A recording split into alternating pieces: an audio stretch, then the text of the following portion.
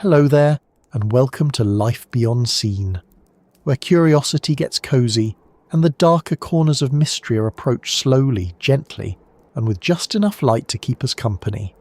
Tonight, we are stepping into a subject that has unsettled hikers, fascinated late-night readers, and quietly lingered in the minds of people who have ever looked into a tree line and had the strange feeling that the woods were looking back. Our gentle journey this evening is about missing 411 and the uneasy question wrapped around it. Why do people keep disappearing in the same places? The phrase missing 411 is most closely associated with David Paulides and his books and films about unusual disappearances, while the broader reality beneath the phrase is that real missing person incidents, search operations and unsolved cold cases do occur in national parks and wild public lands. It is an uncomfortable topic, but an oddly compelling one. Not because vanishing is new, human beings have always gone missing. Sometimes because of weather, sometimes because of injury, sometimes because of panic, of injury, sometimes because of panic, poor decisions, rivers, ravines, exposure, miscommunication, or a path that seemed obvious until it wasn't. Yet certain cases stay in the mind longer than others. A person walks a familiar trail and does not return.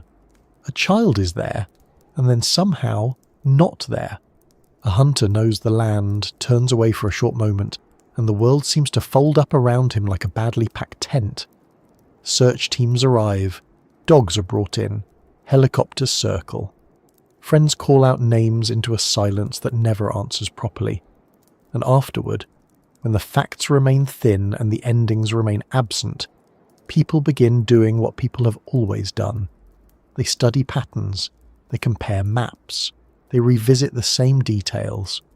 They ask whether coincidence can pile up so high that it begins to feel like design. Before we wander any deeper into this one, I would love to know where in the world you're listening from tonight, and what time it is in your little corner of things right now. There is something very fitting about that with a story like this. Somewhere, it is late evening and the house has gone quiet. Somewhere else, dawn is just beginning to flatten the dark. In one place, rain is tapping the windows. In another, there is only the steady hum of a ceiling fan and maybe a cup of tea going a bit cold because you forgot about it, while deciding whether listening to a calm voice describe disappearances in a remote wilderness is a wise bedtime decision. It may not be wise, strictly speaking, but it is certainly on brand, and if you find this soothing or intriguing or simply a good companion for the slower end of the day, I would be ever so grateful if you gave the video a like and maybe subscribed as well. It helps this little corner of calm find the people who enjoy drifting off to deep questions, strange cases, and the sort of mysteries that make you pull the blankets a bit higher without quite knowing why. That is always appreciated, though I should mention, gently and in the spirit of fairness, that if you decide to go camping tomorrow and spend the entire time refusing to walk 10 feet from the picnic table, I cannot take full responsibility. Partial responsibility, perhaps. Full responsibility seems excessive. Now then, missing 411. Even the name feels like a folder that ought to be kept in a locked cabinet. It sounds procedural, almost dull at first glance. A case number, a clipped report, something printed in block letters on a sheet of paper under fluorescent lights. Yet the phrase carries a very different mood once you begin reading about the stories attached to it.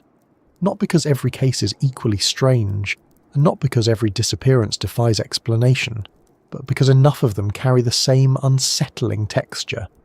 Familiar places become unfamiliar, distances stop making sense, timing slips, witness accounts feel incomplete, search patterns fail. A person can be close, very close, and still seem to vanish into a gap that nobody saw open. That gap is what bothers people. Not merely the fact of disappearance, but the way it happens. A person is ahead on the trail, then gone. A child is seen near a creek. Then there is no child, no clear track, no cry, no obvious route that makes any tidy sense. An experienced outdoorsman leaves camp for a short task and does not return by nightfall.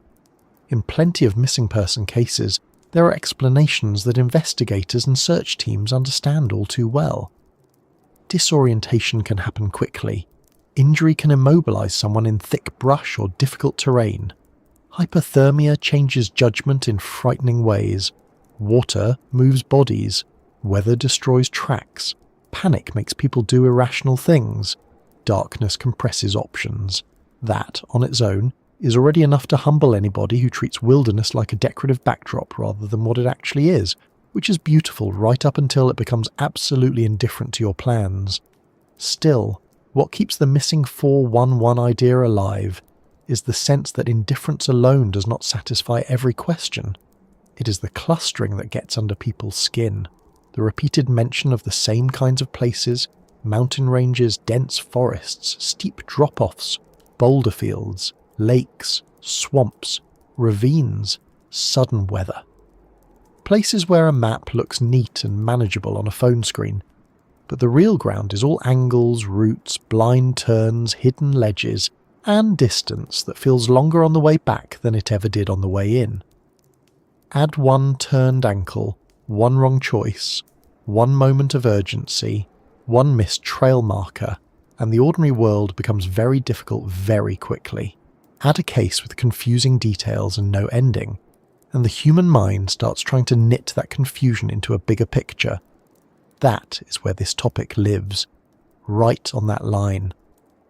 Between the hard physical realities of wild land and the stories people build when those realities leave behind too many blank spaces, it is not a line most people enjoy standing on for long.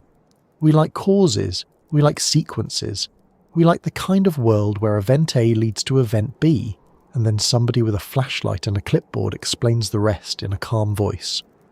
When that fails, we begin trying out other ideas. Some are practical, some are speculative, some are folkloric, some are frankly the sort of thing one says only after checking that the doors are locked and the curtains are closed. The subject invites all of them because it begins with one of the most difficult facts for the human brain to sit with.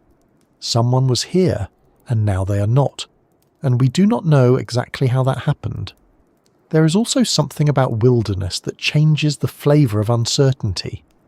A disappearance in a city is alarming. It is disturbing. It brings its own awful questions. But a disappearance in wild country brings in an older kind of unease. Out there, the world feels larger than the human schedule. Roads thin out. Light shifts faster than expected. Sounds travel oddly. Trees can hide a person at embarrassingly short distances. Trails split, narrow, vanish, double back, or tempt you with what appears to be the obvious route until you realise the obvious route is now a steep wash leading into somewhere you never intended to be. The land does not care whether you're confident. In fact, confidence is often one of the less useful things a person can bring into it, right after inadequate footwear, and the sentence, "I'm sure it's just up ahead." Missing 411 stories tend to arrive already wrapped in tension because they often begin with normal plans. A day hike, a family outing, a short hunting trip, a routine walk from one point to another. The setup is not dramatic. That may be part of why the cases feel so invasive. If a person vanished while attempting something obviously dangerous in openly extreme conditions, the mind reaches for an explanation more easily. But many of the cases people talk about begin in ways that sound harmless, familiar even. That familiarity is what makes them spread. A parent hears about a child vanishing near camp and thinks, "I can picture that." A hiker reads about a person stepping off trail briefly and not returning and thinks, "I have done that." Someone hears of a search area being far smaller than expected and still producing no answer and thinks, "How is that possible?" Once a mystery can borrow the shape of ordinary life, it stops feeling remote. Another reason these stories persist is because absence creates a peculiar kind of narrative pressure. When there is no body, no witness, no definitive cause, no final sequence of events, the case remains open not only in a legal sense, but in the imagination. Human beings are not good at leaving holes unfilled. We dislike loose threads. We dislike unfinished music. We dislike unopened doors in stories, and real life is far less polite about leaving them there. So people return to these disappearances again and again, not always because they want a supernatural answer, but because they want any answer sturdy enough to hold the weight of the silence. The silence is often the heaviest part. No final words, no verified route, no complete timeline, just absence, and the persistent feeling that absence ought to have a shape. Of course, the moment one begins speaking about patterns, things become more complicated. Patterns can reveal something genuine. They can also mislead. The human mind is excellent at sorting chaos into lines and clusters, sometimes helpfully and sometimes not. We find faces in clouds and constellations in random stars. We also find meaning in repeated details, and sometimes that instinct is wise. If a number of disappearances happen around similar terrain, similar weather conditions, similar geographic features, similar age groups, similar decision points, then perhaps there is practical value in noticing it. Perhaps those places are simply more dangerous than they appear. Perhaps certain landscapes conceal injury and disorientation more effectively than others. Perhaps search limitations create the impression of mystery more often in those regions. Or perhaps, as many people privately suspect once the lights are low and the room is quiet, perhaps not all repeated patterns are innocent. That last possibility is why the subject attracts such a strange audience. Some come for case analysis, some come for wilderness safety, some come for the unresolved human stories. Some come because they think there is a hidden environmental explanation nobody has properly organised yet. Some come because the phrase, Missing 411 now carries an atmosphere all its own, somewhere between investigation, folklore, campfire caution, and the modern internet's favourite pastime, which is examining maps until a coincidence begins to look deeply personal. There is also a small but determined group who will not go near national forests after sunset unless heavily bribed, preferably with indoor lodging and a well-reviewed breakfast buffet. Yet for all the theories, all the videos, all the maps covered in dots and circles and highlighted regions, the most important thing to keep in view is that these are not puzzle pieces by first intention. They are people. Real people. Someone's son, someone's daughter. Someone who packed snacks, tied boots, checked the weather badly or well, made a plan, and then at some point crossed into a sequence of events no one around them could fully reconstruct. That matters. It matters because mystery has a way of polishing away the ordinary humanity at the centre of it. The more unusual the framing becomes, the easier it is to forget the plain, painful core. A person went missing. Families waited. Searchers walked miles. Names were called into open country. Sometimes there was an answer, but too late. Sometimes there was an answer that raised more questions than it settled. Sometimes there was nothing firm enough to call closure at all, and perhaps that is where the real pull of this subject begins. Not in the dramatic idea that something impossible is happening, but in the quieter and more unnerving realization that the world does not always yield a clean account of itself. We are used to living in managed spaces, lit roads, marked exits, familiar routes, calendars, phones that tell us where we are even when we have stopped paying attention to where we are. Wilderness interrupts that illusion. So do missing person cases. They remind us that being physically present in a place and being securely held by it are not the same thing. You can be standing in broad daylight and still be one mistake away from becoming hard to find. You can be close and functionally invisible. You can be known, loved, expected, back by dinner, and still slip into conditions where your story becomes guesswork for strangers. That is one reason these cases stay with people long after the headlines thin out. They expose a weakness we do not enjoy thinking about. Not only the vulnerability of the body, but the vulnerability of certainty. We want to believe that enough skill, enough planning, enough maps, enough gear, enough technology, enough organised searching, enough reason can close every gap. Often, those things do save lives. They matter enormously, but not always. Sometimes the train wins, sometimes time wins, sometimes weather wipes the slate faster than searchers can write on it. Sometimes the missing person is found in a place already searched, which leads to further questions and no shortage of frustrated muttering. Sometimes the route they must have taken seems so improbable that the mind resists it. But improbable is not the same as impossible, and people under stress do not behave like neat diagrams. So, over the course of this long and quiet exploration, that is what we're going to do. We're going to slow down. We're going to look carefully at why these disappearances lodge themselves so deeply in public memory. We're going to sit with the tension between the explainable and the unexplained. We will move through wilderness geography, repeated patterns, search limitations, fear, folklore, ordinary human error, and the very strange way a landscape can transform once someone fails to come back from it. We will not rush to fill every blank space with something dramatic just because blank spaces make us uncomfortable. At the same time, we will not dismiss the discomfort too quickly, because sometimes discomfort is simply the mind recognizing that a simple answer has not yet arrived. For now, though, it helps to begin at ground level, with the basic scene that repeats across so many of these stories. A trailhead, a parking area, maybe a ranger station, maybe just a dirt turnout with a weathered sign and a map faded by years of sun. People arrive with ordinary intentions, boots on gravel, car doors shutting, a backpack adjusted. Someone says they will be right back. Someone else walks ahead. A child lingers just long enough to look at something small and interesting on the forest floor. The day feels manageable. There is no music warning you, no sign posted at the edge of the trees reading, "This is where certainty gets thin."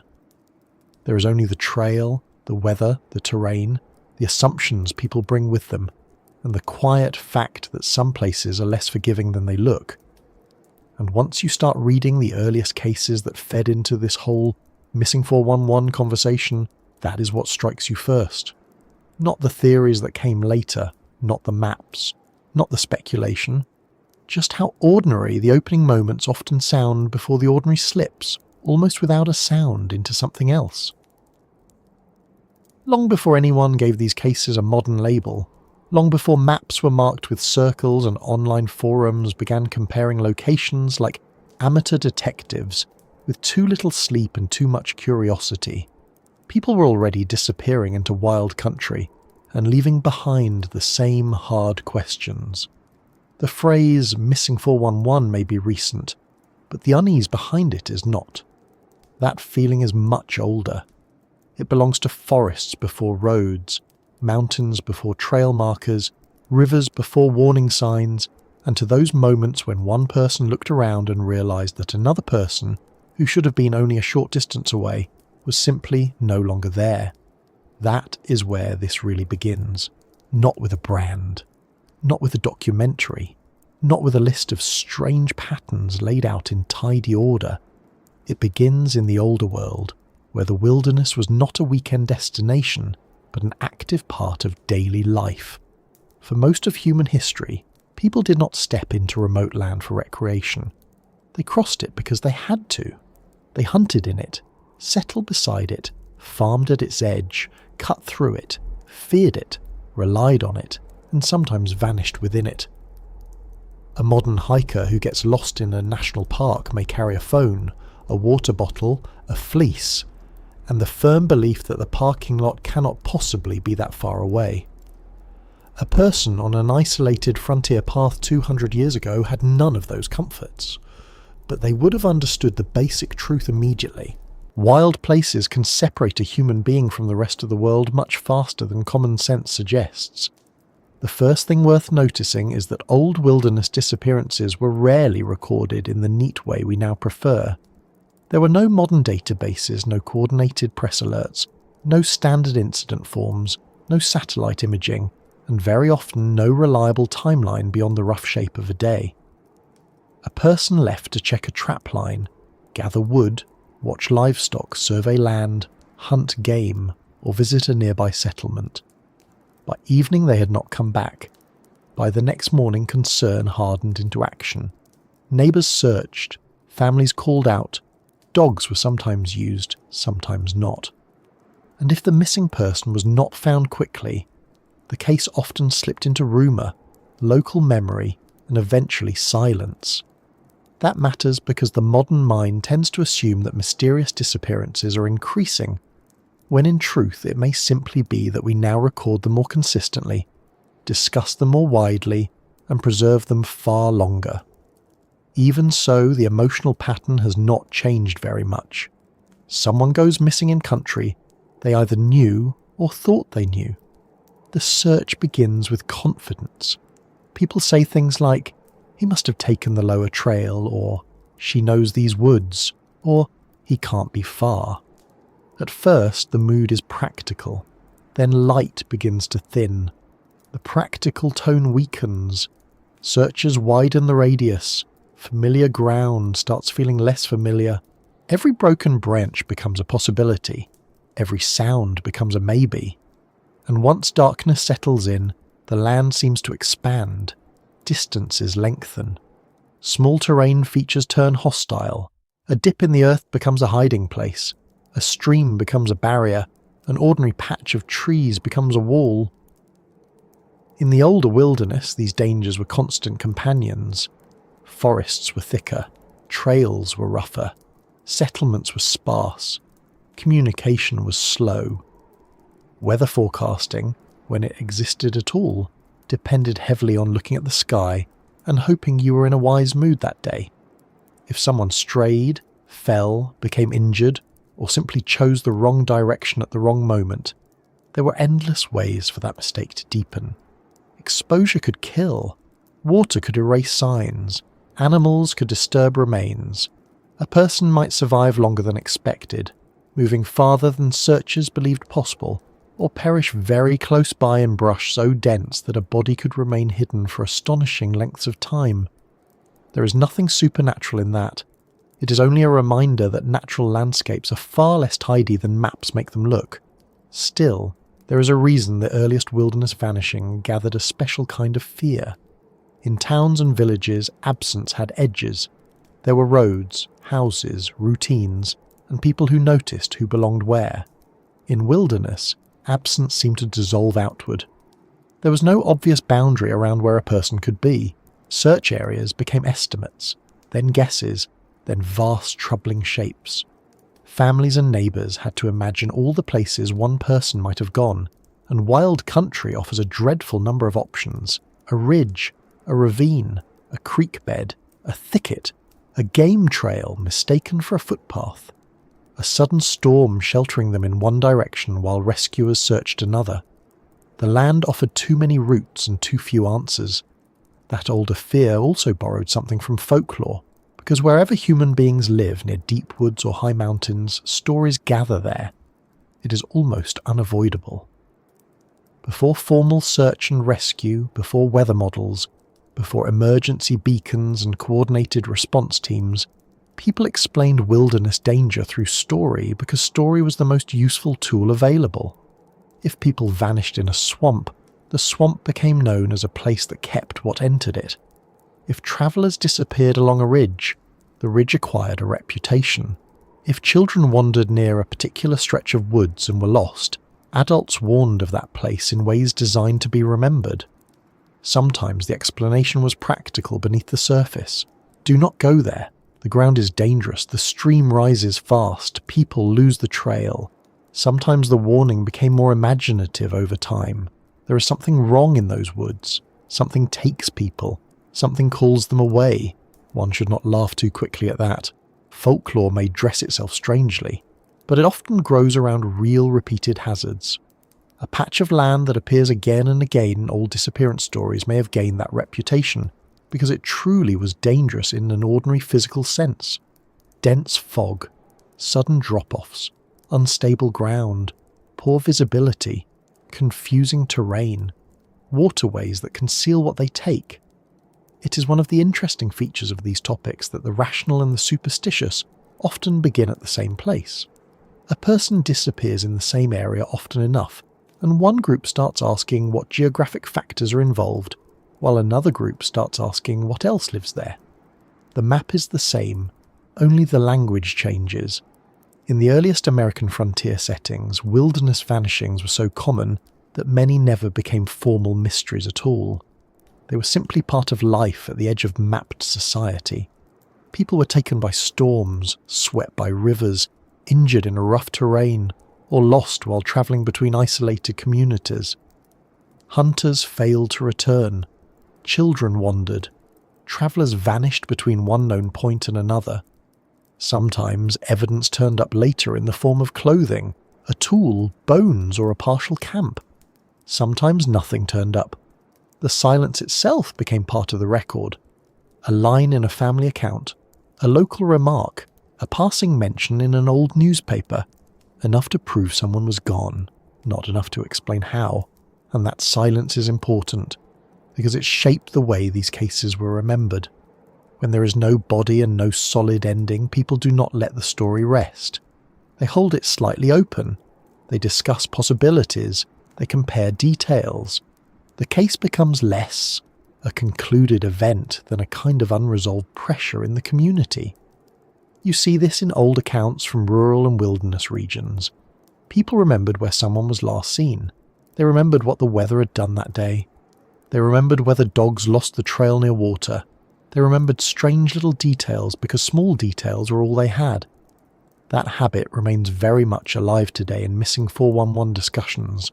A hat found here, boots found there, a child seen moments before disappearing, a trail that should have been simple, a search that should have been enough.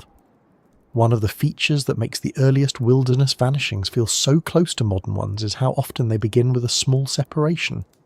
Not dramatic distance, not a heroic expedition gone badly wrong, just a short gap, a few minutes, a bend in the trail, one person walking ahead, another stopping briefly, a child playing near camp, a hunter stepping off in pursuit of game, a woman gathering berries within what everyone involved considered a manageable range. The missing person does not start as a distant figure. They begin as someone who should still be nearby. That is what gives the disappearance its particular sting. When a person vanishes after weeks alone in difficult territory, the mind can frame it as scale against scale. But when they vanish from ordinary proximity, the event feels less like a broad natural hazard and more like a breach. That breach becomes even stranger once searchers get involved. Early search efforts were often brave, determined, and painfully limited. There was no central coordination. Search lines, if formed, were inconsistent. Coverage was uneven. Communication lagged. Searchers themselves were vulnerable to getting turned around or exhausted.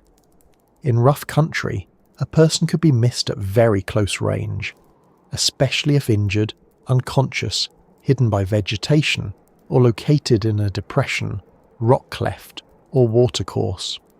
Yet when those facts are filtered through fear and local retelling, the practical limitation can start sounding uncanny. They searched everywhere. In reality, everywhere is rarely everywhere. Still, anyone who has spent time in dense forest knows how persuasive that feeling becomes. A person can be 20 yards away and vanish from sight so completely it seems unreasonable. The terrain itself deserves more blame than it often gets. Wilderness does not merely contain people, it alters scale, it interferes with judgment. A slope that looks gentle from below becomes punishing when climbed. A creek that seems narrow enough to cross becomes cold, slick, and swift once you're in it. Dense timber shortens visibility, scrambles direction, and repeats the same visual pattern until the mind begins to lose confidence in itself. In open country, the danger is often exposure and distance. In thick country, the danger is concealment and confusion. That difference matters. The earliest vanishings in wooded terrain must have been especially maddening because the missing person was often believed to be close, while the land offered countless little pockets in which close stopped meaning findable. Children in particular occupy a troubling place in these stories, then as now. Communities have always been haunted by cases in which a child disappears during an ordinary outing. The reason is not mysterious. Adults know how little time is required. A child can lag behind, run ahead, chase a sound, follow an animal, crouch to inspect something bright or moving, or simply choose a direction that makes perfect sense to a child and none at all to the adults who later try to reconstruct it. In wilderness, even a short delay in noticing can produce a search problem that grows rapidly. Every minute widens the circle. Every trail, creek, animal track and game path becomes a possible line of movement. If weather changes or night falls, the search turns from difficult to grim very quickly. Now, when later writers and researchers look back at early wilderness disappearances, there is a temptation to see them as the first examples of a single larger mystery. Sometimes that is useful. It helps reveal repeated human vulnerabilities. It highlights patterns in terrain and decision-making. It shows that these cases are not modern inventions. At the same time, there is a danger in forcing old cases into a pattern too quickly. The older the disappearance, the thinner the record usually becomes. Details are lost, distance is misremembered, conditions are romanticised. One newspaper account turns into 3 retellings, and before long an ordinary tragedy begins to sound like a whispered legend. That does not make the tragedy less real. It only means that unresolved cases attract embellishment the way campfires attract stories. And yet, even with all of those cautions in place, something remains. The same basic image keeps returning across eras. Wild country, a brief separation, confidence at the beginning, worry at dusk, organised searching, confusing clues or no clues at all. Then a long afterlife of questions. It is difficult not to notice how stable that structure is. The names change, the clothing changes, the gear changes, the maps improve, but the structure persists. That alone explains some of the pull of Missing 411. It takes a modern label and places it over something ancient. People do not merely disappear in wilderness. They have been disappearing there for as long as wilderness and human beings have shared a border. The older cases also reveal another uncomfortable truth. We tend to assume that familiarity protects us. It helps, certainly. Local knowledge matters, experience matters, caution matters. But old disappearances repeatedly show that knowing the land is not the same as controlling the land. Experienced woodsmen have vanished. Indigenous trackers, settlers, hunters, trappers, shepherds, and mountain travellers have all been lost, injured, or found dead under conditions that those around them struggle to understand. Familiarity reduces risk, but it does not cancel accident, weather, darkness, animal movement, exhaustion, bad luck, hidden injury, or the stubborn human habit of pressing forward one step too long before admitting something has gone wrong. There is also the matter of pride, which has likely fueled more wilderness trouble than bears and storms combined. A person realises they are turned around but does not want to admit it yet. They are certain the right path is just over the next rise. They do not want to waste time backtracking. They are embarrassed to call out. They want to solve the problem themselves, so they keep moving. This is not a modern trait. It is an old one. The early wilderness swallowings, if one can put it that way, must have been full of people making one last confident choice. The trouble with one last confident choice is that from the outside it looks like bad judgment, while from the inside it usually felt completely reasonable at the time. And because we're talking about the earliest vanishings, it is worth lingering for a moment on how quickly a wilderness problem can become a mystery. A person leaves camp. They twist an ankle near a stream and decide to follow the water, expecting it to lead somewhere useful. The water leads into rougher terrain. They attempt to climb back out. Light fades, temperature drops, their decisions worsen, they shelter badly. Rain comes. Searchers start from the wrong point because everyone assumes the person took the obvious route, which they did not. Dogs lose scent at water. By the time conditions improve, critical traces are gone. Months later, remains are found in a location people insist was impossible or already searched. That scenario does not require anything beyond nature, stress, and timing.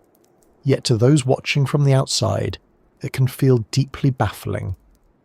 That gap between plausible mechanism and emotional bafflement is where these stories live. It is where the earliest wilderness disappearances acquired their unnerving force, and it is where later Missing 411 discussions continue to feed. The facts, when available, often permit a natural explanation, but the experience of the case, especially for families and communities, often feels nothing like neat explanation. It feels like rupture. It feels as though the world momentarily stopped behaving in the reasonable way people had counted on. Someone should have been findable. Someone should have left clearer signs. Someone should have answered. The search should have worked. The story should have closed, but it did not. From there, the path into more modern patterns becomes easier to understand. Once roads were built, parks established, and wilderness travel became recreational as well as practical, disappearances did not stop. They simply changed context. Instead of frontier crossings and isolated settlements, there were family outings, campgrounds, hunting trips, fishing stops, scenic trails, and national forest roads that seem perfectly innocent until your car is the only one left in the lot after sunset. The old structure carried forward into the new age with remarkably little alteration. People still separated briefly. Searchers still underestimated terrain. Weather still arrived faster than expected. Rivers still took evidence. Dense brush still hid the obvious. And certain places began earning reputations for swallowing certainty in ways that made ordinary explanation feel incomplete, even when it was probably close to the truth. That is why those first wilderness vanishings matter so much to this subject. They remind us that whatever Missing 411 is, whatever one thinks of the label, the underlying event is not new. The pattern is older than modern fear, older than modern media, older than the phrase itself. Human beings have always had a difficult relationship with land that can hide them. The woods do not need to be haunted to be merciless. A mountain does not need intention to separate someone from the people searching for them below. A ravine does not care whether the case will later be called mysterious. And yet, because we are human, because we build stories around loss, because absence demands explanation, those old vanishings do not remain only practical warnings, they become part of a larger atmosphere. So when later generations look back and begin tracing lines between disappearances, they are not creating the unease from nothing. They are inheriting it. They are taking a fear that once belonged to isolated communities at the edge of deep country and carrying it into the age of park maps, documentaries, and online case files. The names change, the questions do not. How far could they have gone? Why were they not found sooner? Why there? Why then? Why does the same kind of country keep appearing in these stories? And once those questions settle in, the next thing people always seem to notice is the land itself. Because after the earliest disappearances, after the silence, after the old search parties and unresolved endings, the places start standing out almost as strongly as the missing people do. Once people begin comparing disappearances instead of viewing each one in isolation, the same question appears almost immediately. Why do the same kinds of places keep showing up? Why forests? Why mountain ranges? Why parks with steep ground, water, weather shifts, and stretches of country where the map looks innocent until your legs have had a serious disagreement with it? Why does one region seem to gather stories while another does not? And perhaps most importantly, are those repeated locations telling us something real? Or are they simply where the human mind starts drawing circles because circles feel better than uncertainty? That is the heart of it. Before anyone reaches for a dramatic explanation, there is a quieter and much more useful place to start. Repetition does not always mean mystery. Sometimes repetition means conditions. If the same sorts of landscapes appear again and again in missing person stories, it may be because those landscapes share features that make people easier to lose, harder to locate, and more difficult to recover even when searchers are close. That sounds almost too simple, and perhaps that is why it gets neglected. We tend to be less interested in the sentence, "This terrain creates predictable problems," than in the sentence, "Something is wrong here." The second one is far more dramatic. It also has the disadvantage of being harder to prove. Still, the repeated places do deserve careful attention, because they are not random. Certain kinds of land do seem especially good at producing cases that remain unresolved longer, confuse witnesses more thoroughly, and invite stronger feelings of unease afterward. Dense forest is one obvious example. Anyone who has stepped off a marked path into thick woods knows how rapidly visibility disappears. Trees break up sight lines, underbrush swallows detail, fallen logs, gullies, brush piles, mossy ground, roots and uneven slopes all interfere with movement. Sound travels strangely. Distances become deceptive. 10 yards can feel like nothing on a trail map and look like an entirely different world once branches and elevation are involved. A person can crouch, fall, become injured, or simply stop moving in the wrong patch of growth and become alarmingly difficult to spot. That matters more than most people realise. We are raised in managed environments.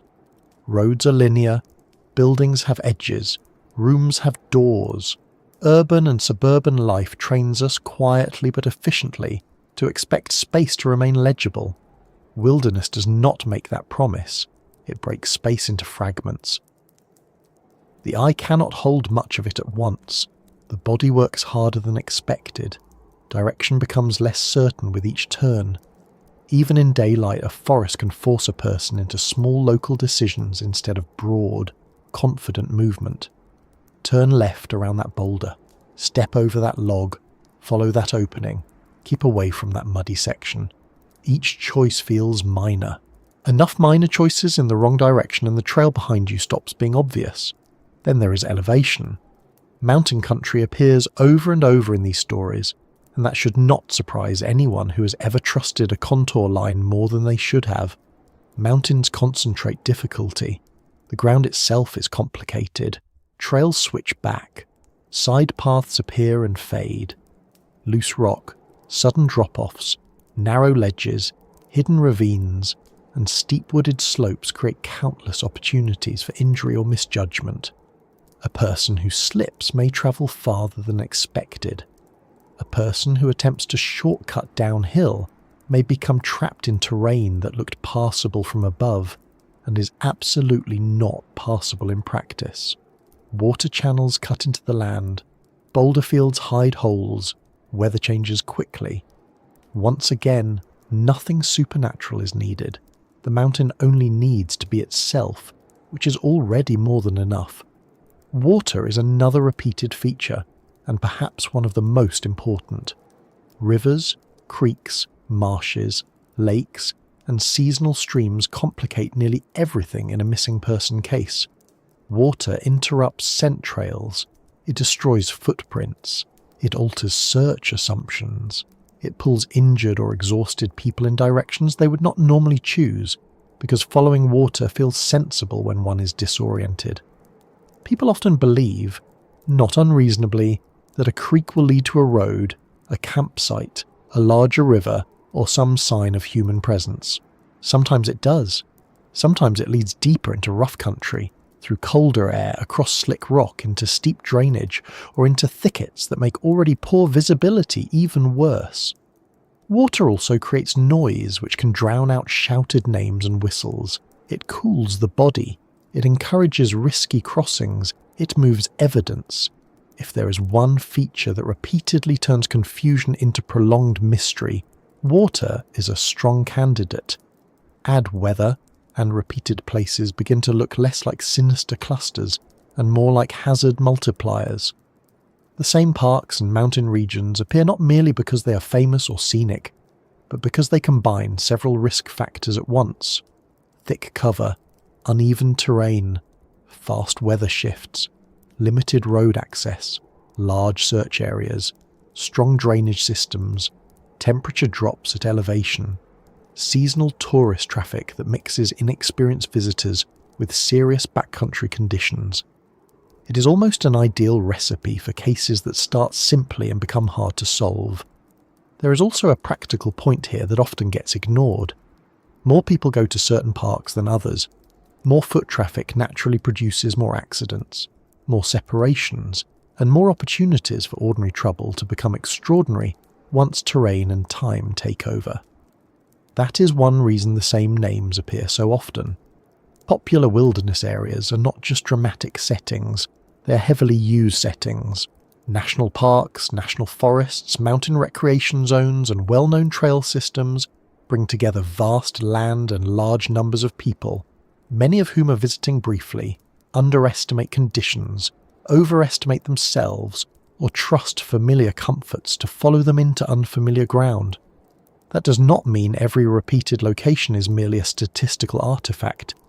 It does mean that any honest discussion has to begin there. The more people enter a difficult place, the more likely that place is to produce cases. If the place also happens to be very good at hiding what happened next, it will seem to gather mystery around itself. And mystery, once attached to a place, has a way of attracting further attention. This is where the human side becomes just as important as the geographic side. Once a location earns a reputation, later cases from the same area are noticed more quickly, discussed more intensely, and remembered more clearly. People begin to connect dots. A valley becomes a pattern. A ridge becomes a hotspot. A forested section of parkland becomes that area. That process is not always irrational.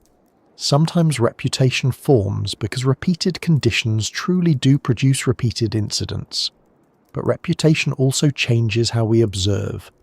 We become more alert to confirming examples than to the many uneventful visits that happen in the same place. Thousands of people hike through a region safely, but one unresolved disappearance is what settles into memory because the mind is built to hold on to threat more firmly than routine. There is also the issue of boundaries, or rather the lack of them. Certain landscapes feel especially unsettling because they are large without seeming large at first. A national park on paper may look like a collection of named trails, viewpoints, roads, and campsites. In reality, it contains enormous off-trail space, much of it rough, repetitive, and difficult to search. The named features create a false sense of enclosure. People imagine the place as a giant outdoor museum with paths, signs, and scenery. In truth, the managed portion is often a thin layer laid over a much larger and less cooperative body of land. Once someone moves outside the expected corridor, the place stops being a destination and becomes terrain again. That transition is one of the reasons the same places keep appearing. They invite ordinary recreation while containing serious wilderness just beyond the edge of ordinary behaviour. Forests near water and mountainous ground are especially effective at producing the kind of cases that later feel bizarre. Consider what happens when all the difficult elements overlap. Visibility is low, travel options are poor, sound is inconsistent, scent is interrupted, searchers must cover vertical as well as horizontal distance, drainage channels create hidden movement corridors, weather shifts obscure timing, clothing blends into background, night falls earlier in valleys and tree cover. Under those conditions, very small initial errors produce very large later consequences. A person can be lost without feeling lost at first. Search teams can miss a subject while working only a short distance away. A body or personal item can be overlooked for years, especially if seasonal change, animal activity, and vegetation growth alter the scene. When such a case is later summarized in a few sentences, the result sounds unnerving because the simple summary cannot carry the physical complexity of the actual place. One should also consider the role of routes, because the same places often keep appearing, not only because of what they are, but because of how people move through them. Trail systems channel confidence. A well-maintained path encourages the feeling that the area is understood. A person relaxes. They separate briefly. They let a child walk ahead. They step off trail for a better view, a photograph, a restroom break, a shortcut, a dog, a dropped item, or the timeless and deeply unhelpful thought, "I'll just go over there for a second." The problem is that many repeated disappearance sites sit exactly at the boundary between easy movement and difficult movement. One moment the terrain is social and readable. A few steps later it is private, irregular, and confusing. It is that contrast that catches people. the place does not look dangerous enough soon enough. There is something else at work too, and it has to do with search behaviour. The same places keep appearing partly because some landscapes make people hard to find in ways that create very specific kinds of stories afterward. If a missing person is found quickly, the event becomes a rescue or recovery rather than an enduring mystery. If they are not found quickly, every hour that passes changes the narrative. Search areas expand, assumptions multiply, reported details shift as stress affects memory. Searchers revisit the same ground and still come up empty. At that point, the location itself begins to feel suspicious. But what may actually be happening is that certain places are simply very efficient at defeating search expectations. A thick ravine beside a known trail is a classic example.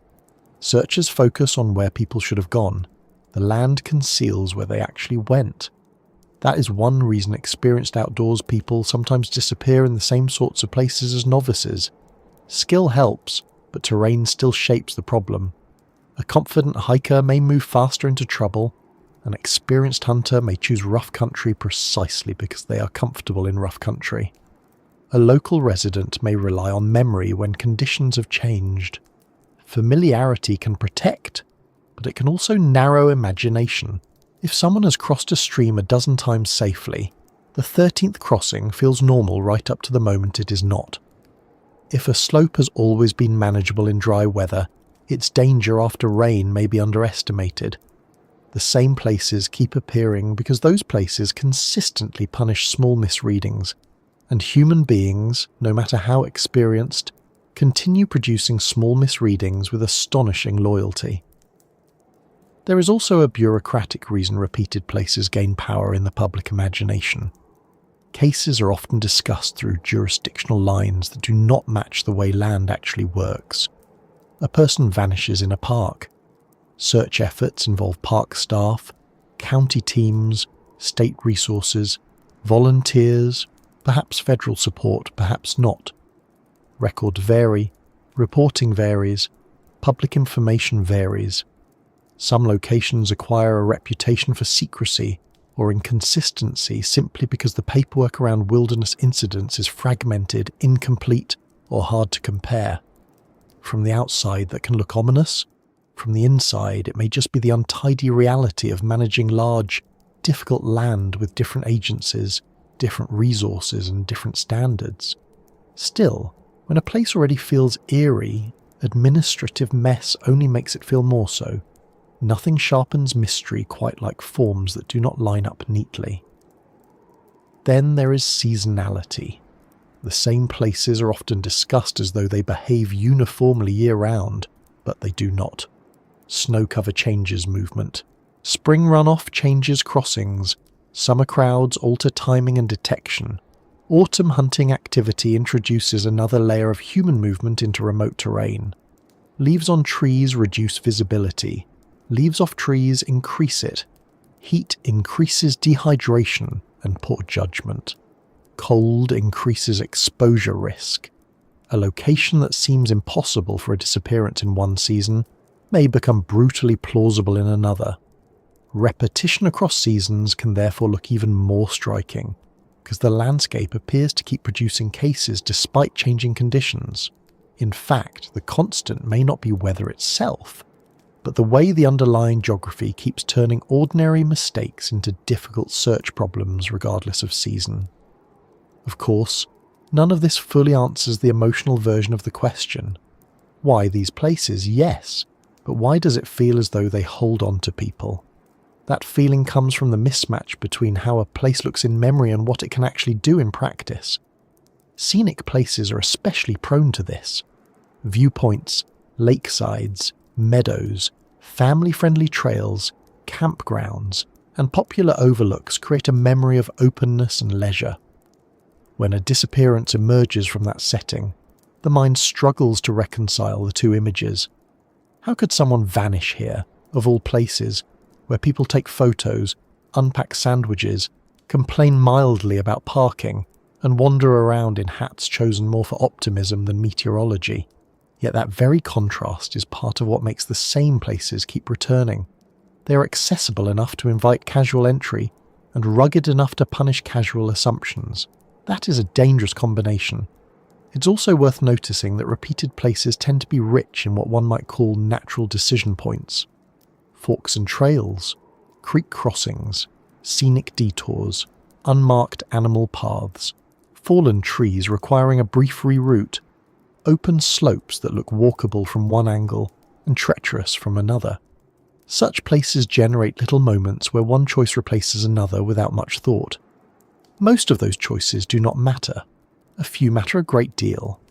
If a landscape contains many of them, especially near points where people commonly relax their attention, it will produce more incidents that seem odd in hindsight.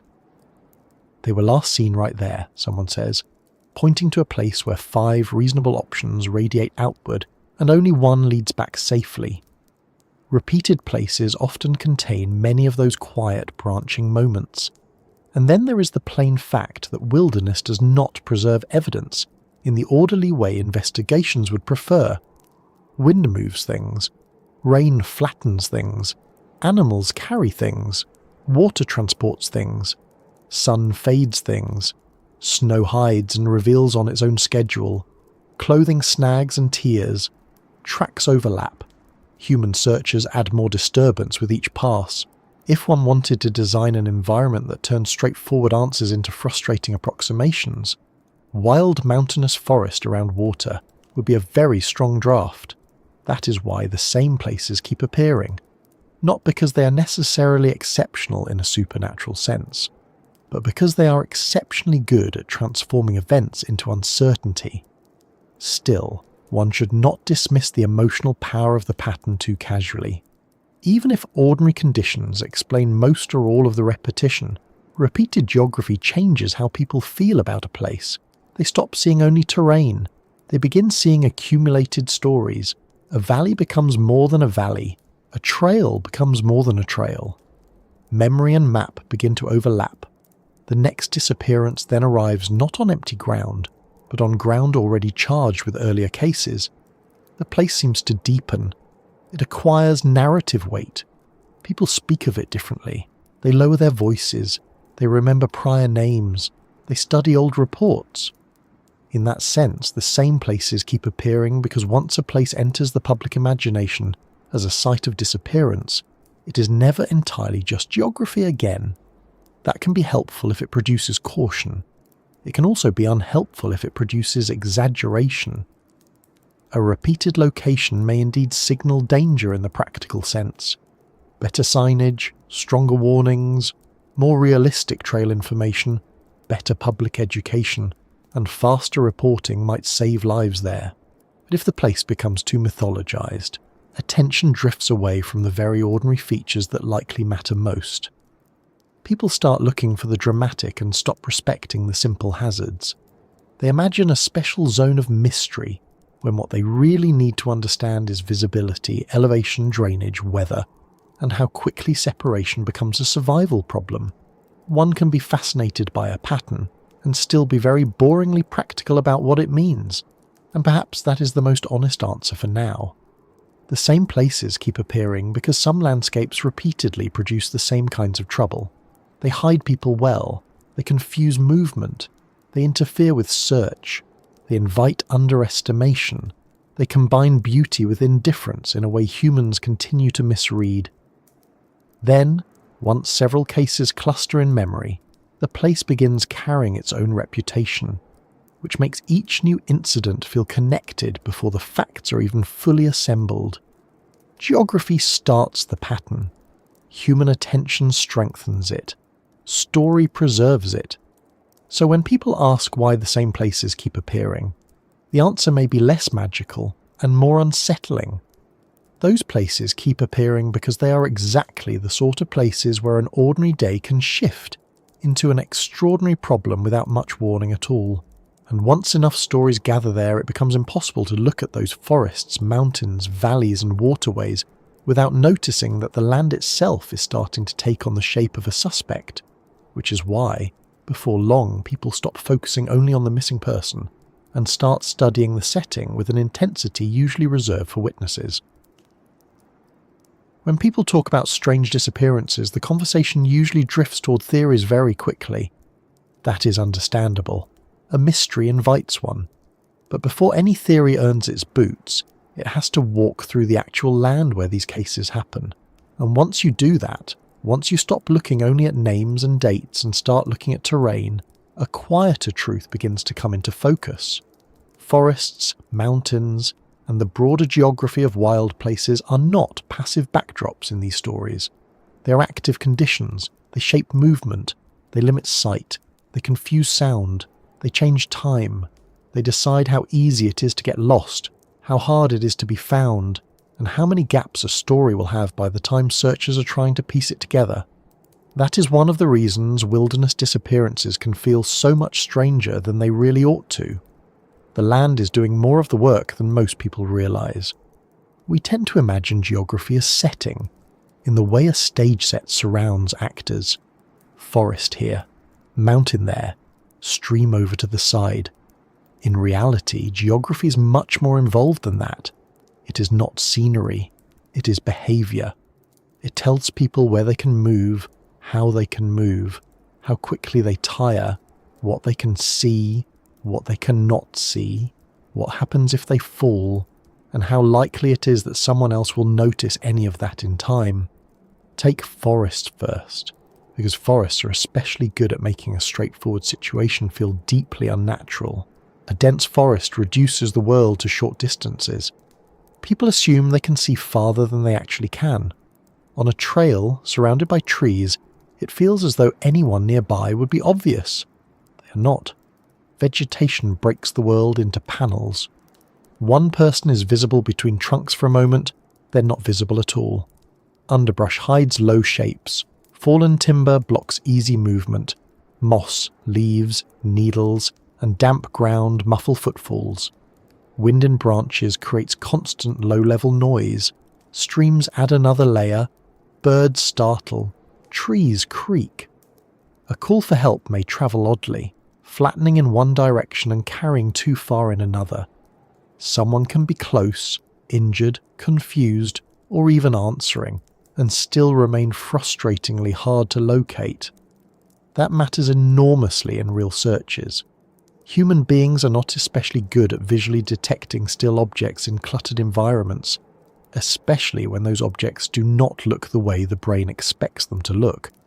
A person who has fallen awkwardly, is partly obscured by brush, is wearing colours that blend more than anticipated, or has ended up in a depression.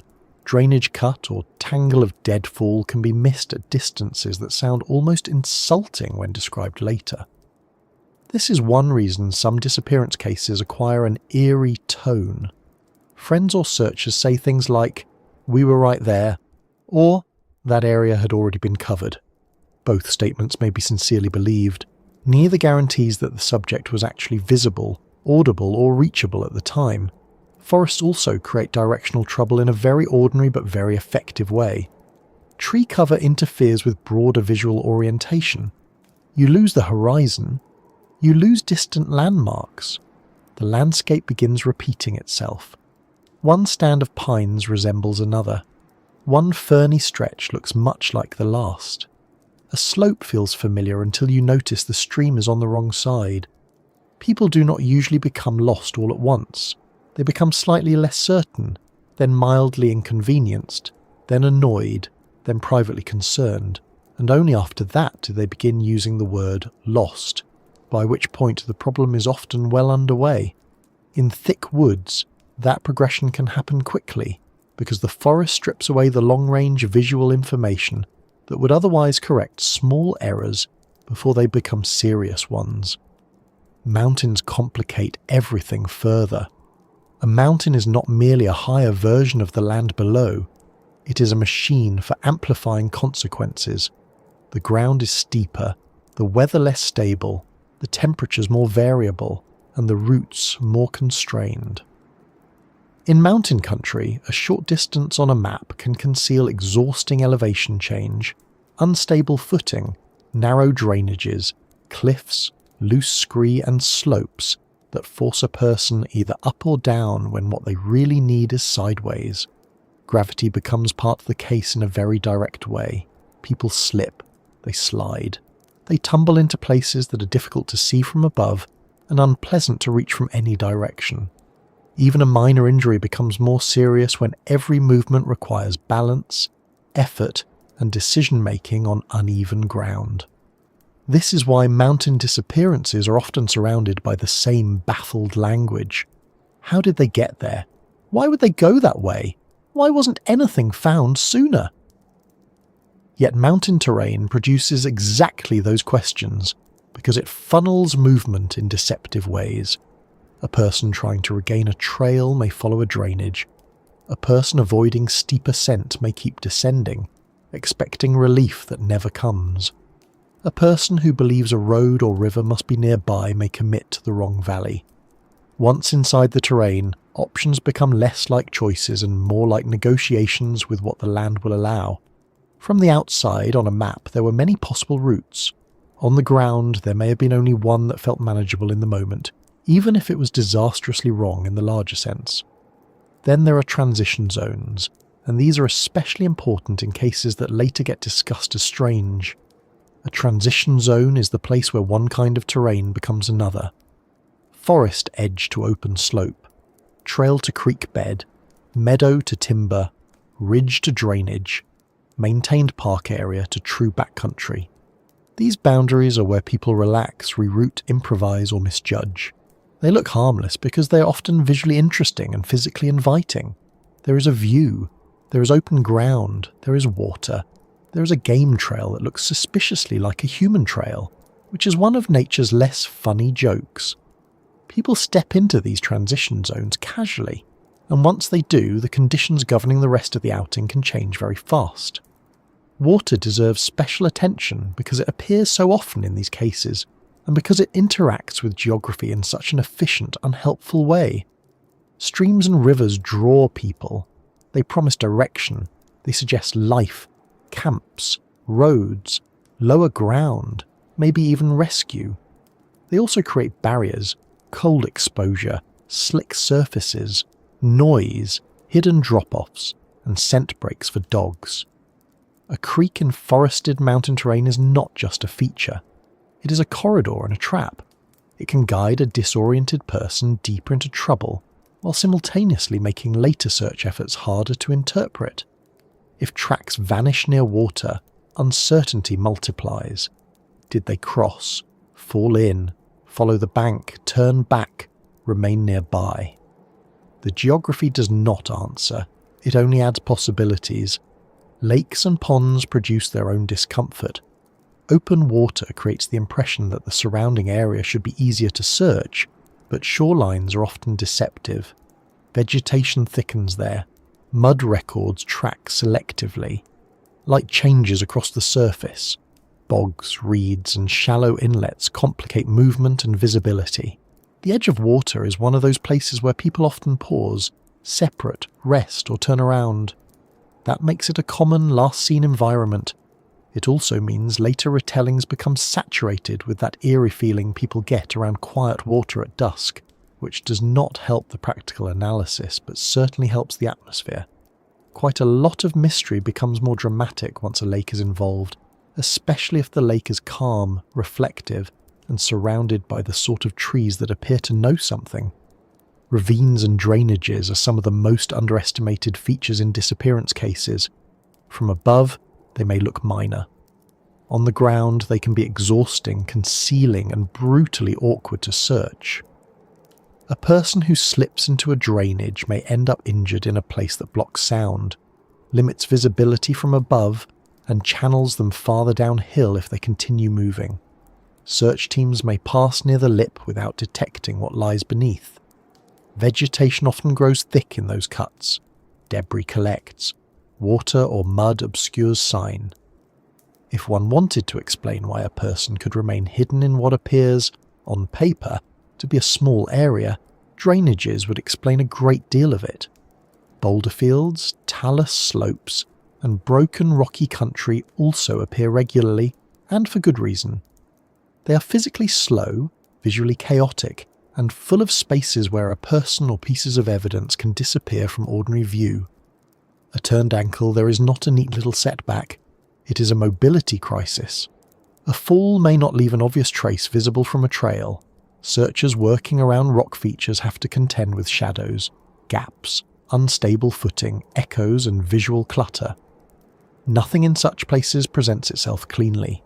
A backpack can hide between stones, clothing can snag in crevices, remains can be obscured by snow one season and growth the next.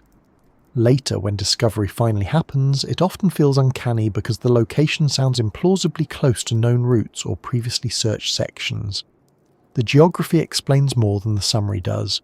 Weather adds another layer because geography and weather are partners in this business. Mountains make their own weather. Forests hold temperature differently from open ground. Valleys trap cold air. High ridges invite wind and exposure. Fog settles where it pleases, and often where it is least helpful. Rain changes footing, swells crossings, erases tracks, and lowers morale with startling efficiency. Snow can preserve sign for a moment and then bury it. Heat dehydrates and dulls judgment. Cold narrows options. Once a landscape and the weather begin cooperating against a person, the timeline of survivability can shorten very quickly. This is one reason wilderness disappearances are so sensitive to the first few hours. Geography decides how exposed the person is, and weather decides how long exposure can be tolerated. It is also worth noticing how often these disappearances occur in places people describe as beautiful. That is not a trivial detail. Beauty changes behaviour. Scenic areas encourage lingering, wandering, photo stops, minor detours, and a general feeling that one is in a place designed for enjoyment.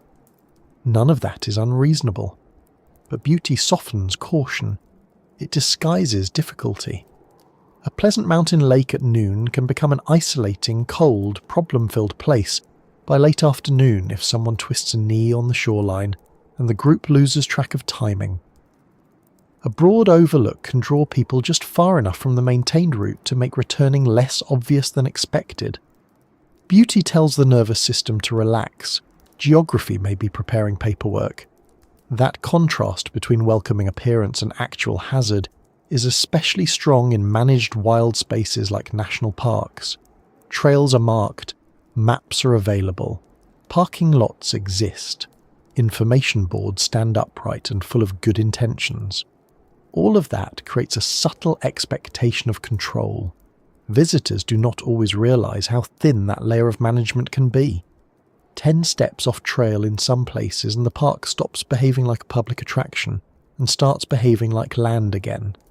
That transition is central to the geography of disappearance. People do not vanish because the entire landscape is uniformly dangerous.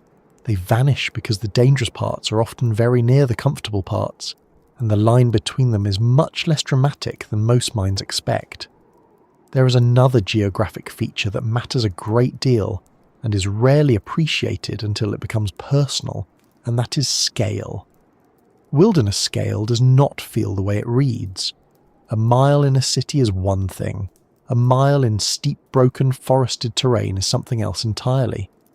A small section on a map can contain multiple ridges, hidden cuts, dense stands, slippery crossings, and enough concealment to frustrate even well-organised searches.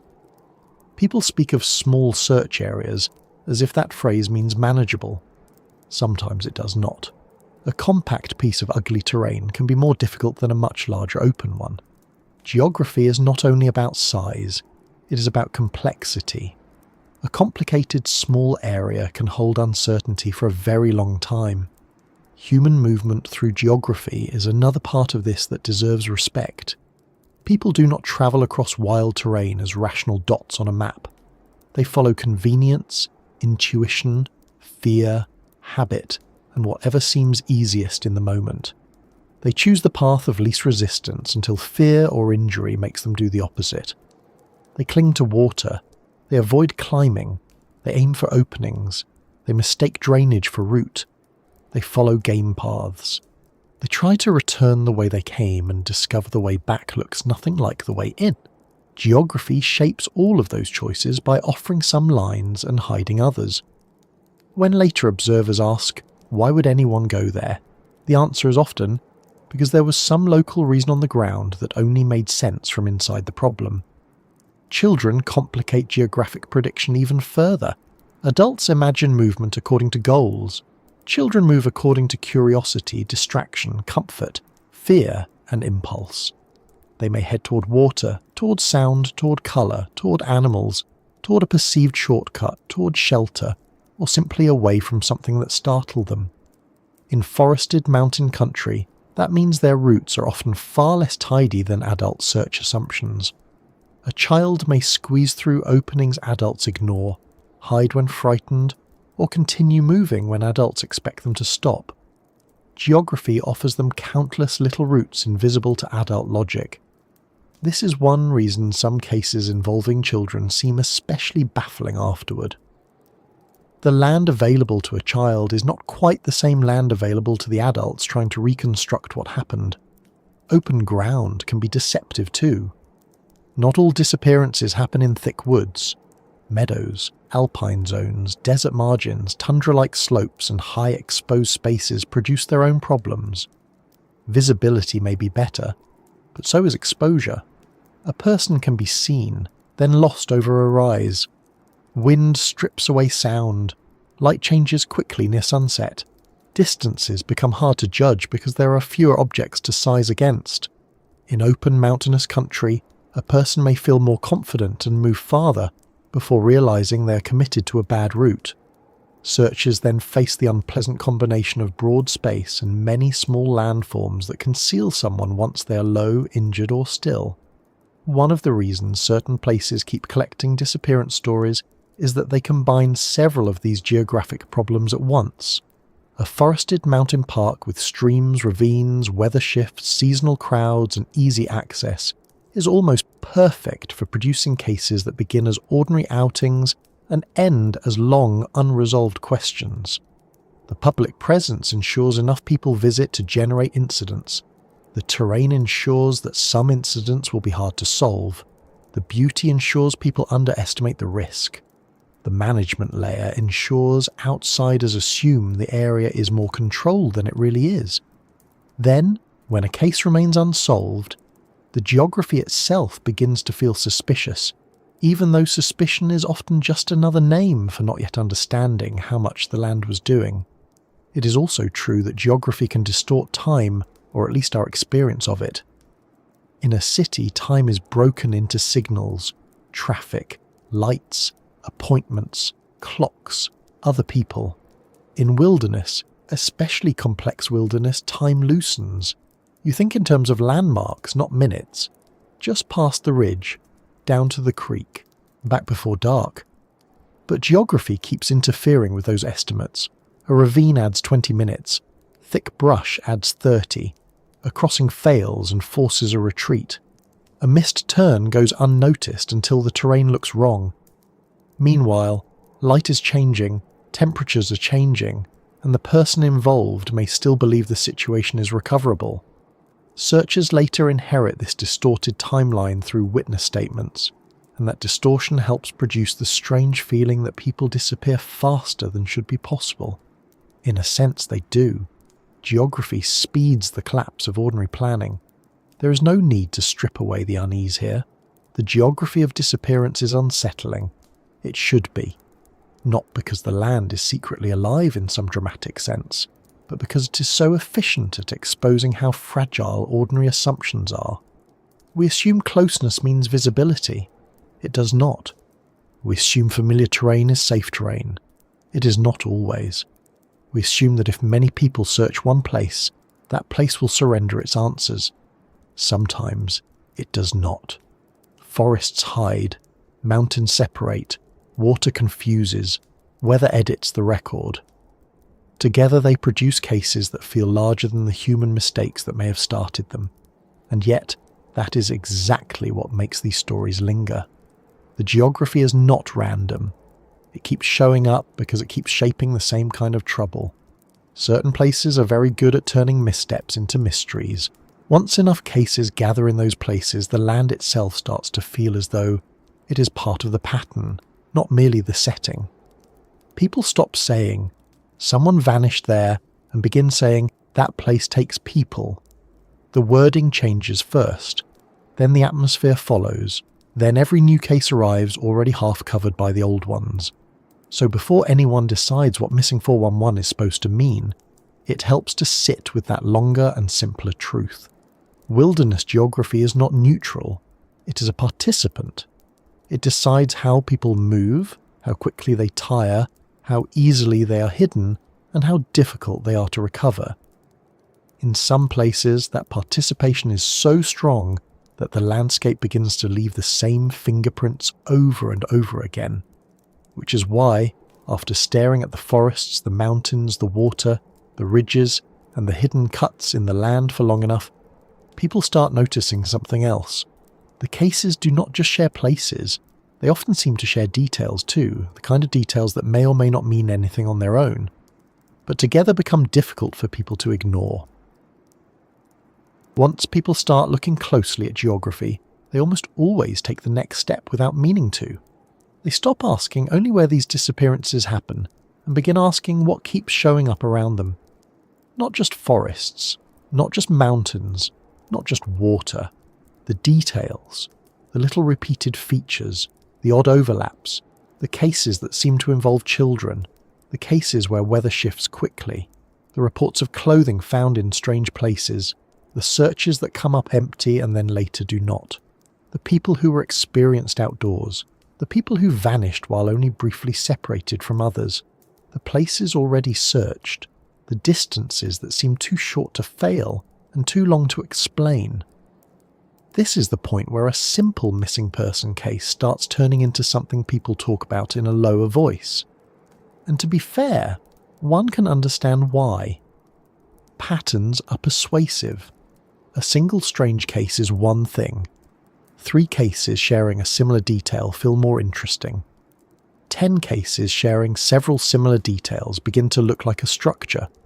The mind leans toward that structure naturally. It wants to know whether these repeated traits are telling us something genuine, or whether they only feel more meaningful because we are grouping them after the fact. That is not a small distinction. It is the entire difference between discovering a real pattern and being gently mugged by coincidence. Still, some of the recurring details are hard for people to ignore because they are exactly the sort of details that make a case linger. Children appear again and again in public discussion of these disappearances, and children change the emotional temperature of a story immediately. An adult vanishing in rough country is frightening. A child vanishing in rough country feels somehow worse, perhaps because adults are expected, rightly or wrongly, to possess judgment, while children are expected to be retrievable. We want childhood to come with a kind of built-in protection. The wilderness does not honour that arrangement. A child can move unpredictably, hide when frightened, follow a sound, chase an animal, crouch into brush, or simply continue moving long after adults assume they must have stopped. Later, when people compare cases and notice how many involve children, the detail starts looking like a pattern all by itself. Then there are the cases involving older adults, especially those with some vulnerability, whether age-related confusion, reduced mobility or health issues. That too comes up often enough to attract attention. On the practical side, it makes sense. People who are more physically or cognitively vulnerable are at greater risk in wild terrain. Disorientation, fatigue, and exposure affect them more quickly. At the same time, when these cases are placed beside the cases involving athletic adults or experienced outdoors people, the pattern becomes harder to summarize. If only the inexperience went missing, people would nod and move on. If only the very old or very young vanished, they would frame the problem one way. But the spread across age and ability is one of the things that keeps this topic alive. It resists a single neat category. Experienced outdoors people are another repeated feature that people cannot help noticing. Hunters, climbers, backpackers, trail runners, local residents, people who knew the terrain, people who were described as careful, competent, strong, and familiar with being outside. Those descriptions appear often enough that they carry weight. They suggest, at least emotionally, that these vanishings are not just about beginners making obvious mistakes. But experience is a complicated thing. It reduces some risks while increasing others. Skilled people go farther, faster, and into rougher country. They trust themselves. They improvise. They tolerate more discomfort before deciding they're in trouble. They may also hesitate to signal distress because they expect to solve the problem alone. From the outside, their experience makes the case look stranger. From the inside, their experience may simply have allowed them to get deeper into a bad situation before anyone realised it. Weather is another repeated feature that shows up so often it acquires an almost theatrical reputation. People talk about sudden storms, unexpected cold, fog, snow, rain, and conditions changing quickly after someone disappears. In mountains especially, that is entirely plausible. Weather can turn fast. It can also be remembered in a way that sharpens the mystery later. A searcher might recall the moment the rain began because the rain made everything harder. A family member might focus on the temperature drop because it transformed worry into dread. Over time, weather changed becomes weather always changes in these cases, and there may be some truth in that, but not necessarily in the dramatic sense people first mean. Dangerous terrain and difficult weather tend to live together. If people vanish in such terrain, bad weather will often appear nearby in the story, because bad weather is one of the things that makes those places so good at keeping answers to themselves. Clothing, of all things, may be one of the strangest recurring details in these discussions. Clothes found separated from the person, shoes found off, jackets missing, a shirt folded, not folded, partly removed, or otherwise described in a way that sounds suspicious when condensed into a short summary. This is one of those details that instantly invites speculation because clothing feels intimate and deliberate. It does not seem like the kind of thing chance should rearrange, yet exposure, hypothermia, injury, confusion, water movement, animal interference, snagging in vegetation, and the panicked logic of a distressed person can all produce very odd clothing outcomes. Hypothermia in particular can lead to paradoxical undressing, where a person feeling dangerously cold experiences the false sensation of being overheated. That fact is well known in survival and rescue contexts, but when it appears in an unsolved case, it still feels unnatural to people who encounter it casually. Boots or shoes attract even more suspicion because they seem so essential. Why would someone remove them? How could they travel without them? Why are they here if the person is there or nowhere obvious at all? Sometimes there may be simple reasons: wet footwear, injury, swelling, blisters, panic, water crossing, disorientation. The strange choices people make when fear and exhaustion start taking turns at the steering wheel. But because footwear is such a basic piece of survival logic, any irregularity around it creates strong emotional friction. It feels like a clue that should mean more than it does. Sometimes it does. Sometimes it is only another piece of the larger unpleasant truth that distressed humans stop behaving in the orderly way later observers would prefer. The issue of tracking dogs is another recurring detail people cannot resist discussing. Cases where dogs fail to pick up a trail, lose it abruptly, behave uncertainly, or produce inconsistent results tend to gather a special kind of attention. It sounds cinematic. The dog knows. The dog stops. Therefore something unusual happened. The trouble is that canine tracking is real, useful, and impressive without being magical. Scent is affected by temperature, humidity, wind, terrain, water, time delay, contamination from other people, and the condition of the subject. If a person crossed water, doubled back, remained in one area, climbed through difficult ground, or if numerous searchers unintentionally contaminated the scene, the result can be far messier than fiction would have us believe. Yet when a dog's work appears inconclusive, people often treat that inconclusiveness as a clue in itself, which is understandable, though not always reliable. Searches that fail and then later succeed in the same area are perhaps the most famous pattern in these cases. This detail shows up again and again because it is so emotionally irritating.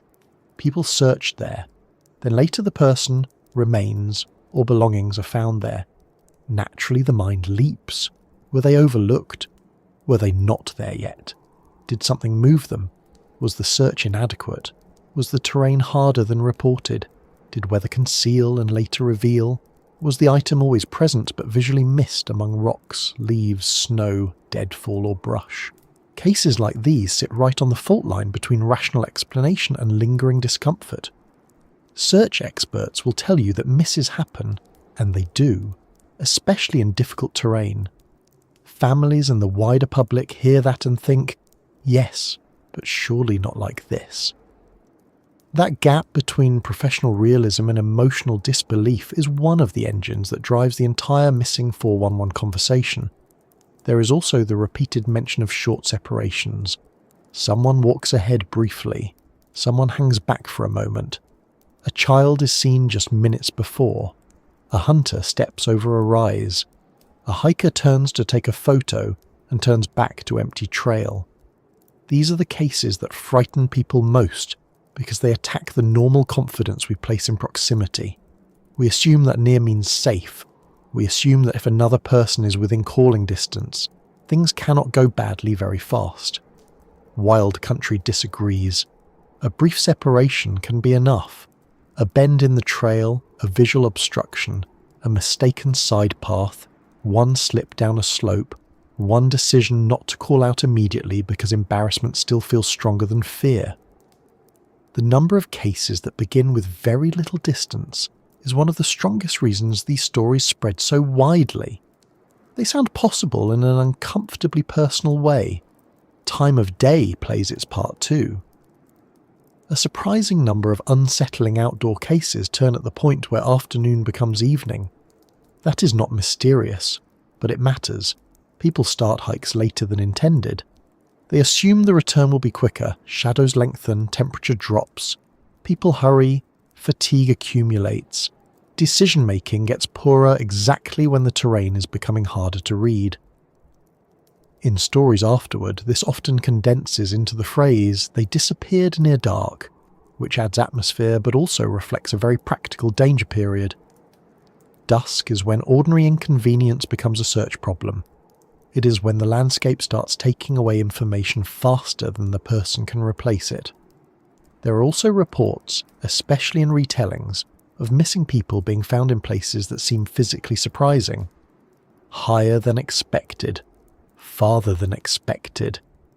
Across terrain that sounds difficult even for a healthy adult, let alone a child or an injured person. These cases catch public attention for obvious reasons. They sound impossible. But surprising distance is another pattern that may have both a dramatic and a practical side. Adrenaline does strange things. Fear keeps people moving. Terrain channels movement in unexpected directions. Search assumptions are often conservative, especially early on. People do not always collapse where others expect. Children in particular may travel farther or in stranger patterns than adults predict. None of that fully dissolves the surprise, but it makes the surprise less supernatural and more a reminder that stressed movement rarely follows tidy logic.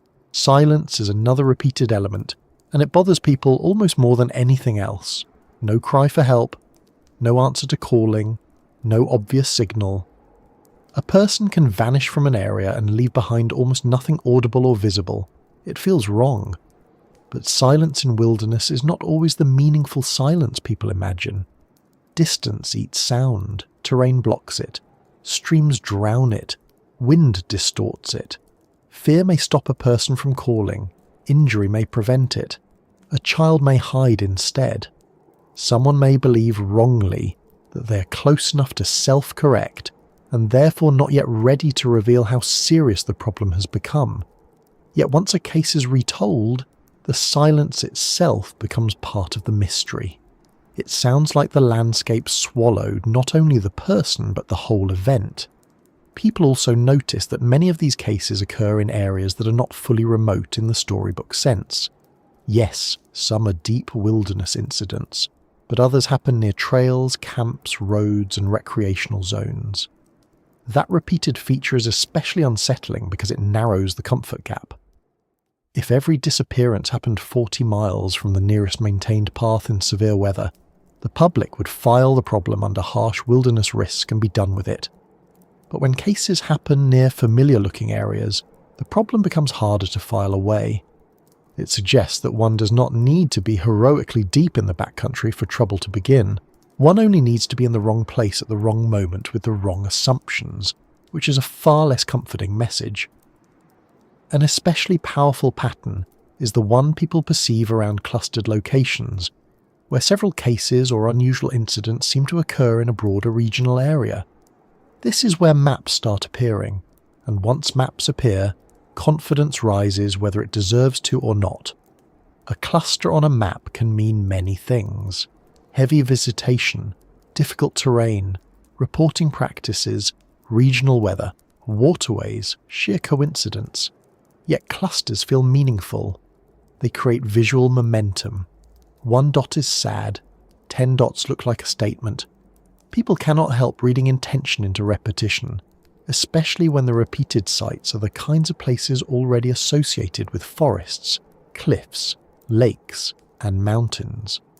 The more a pattern can be drawn, literally drawn, the more compelling it becomes. There is another pattern people talk about less, but it may be one of the most influential, the pattern of incompleteness itself. Not all of these cases share the same age range, terrain, weather, or evidence.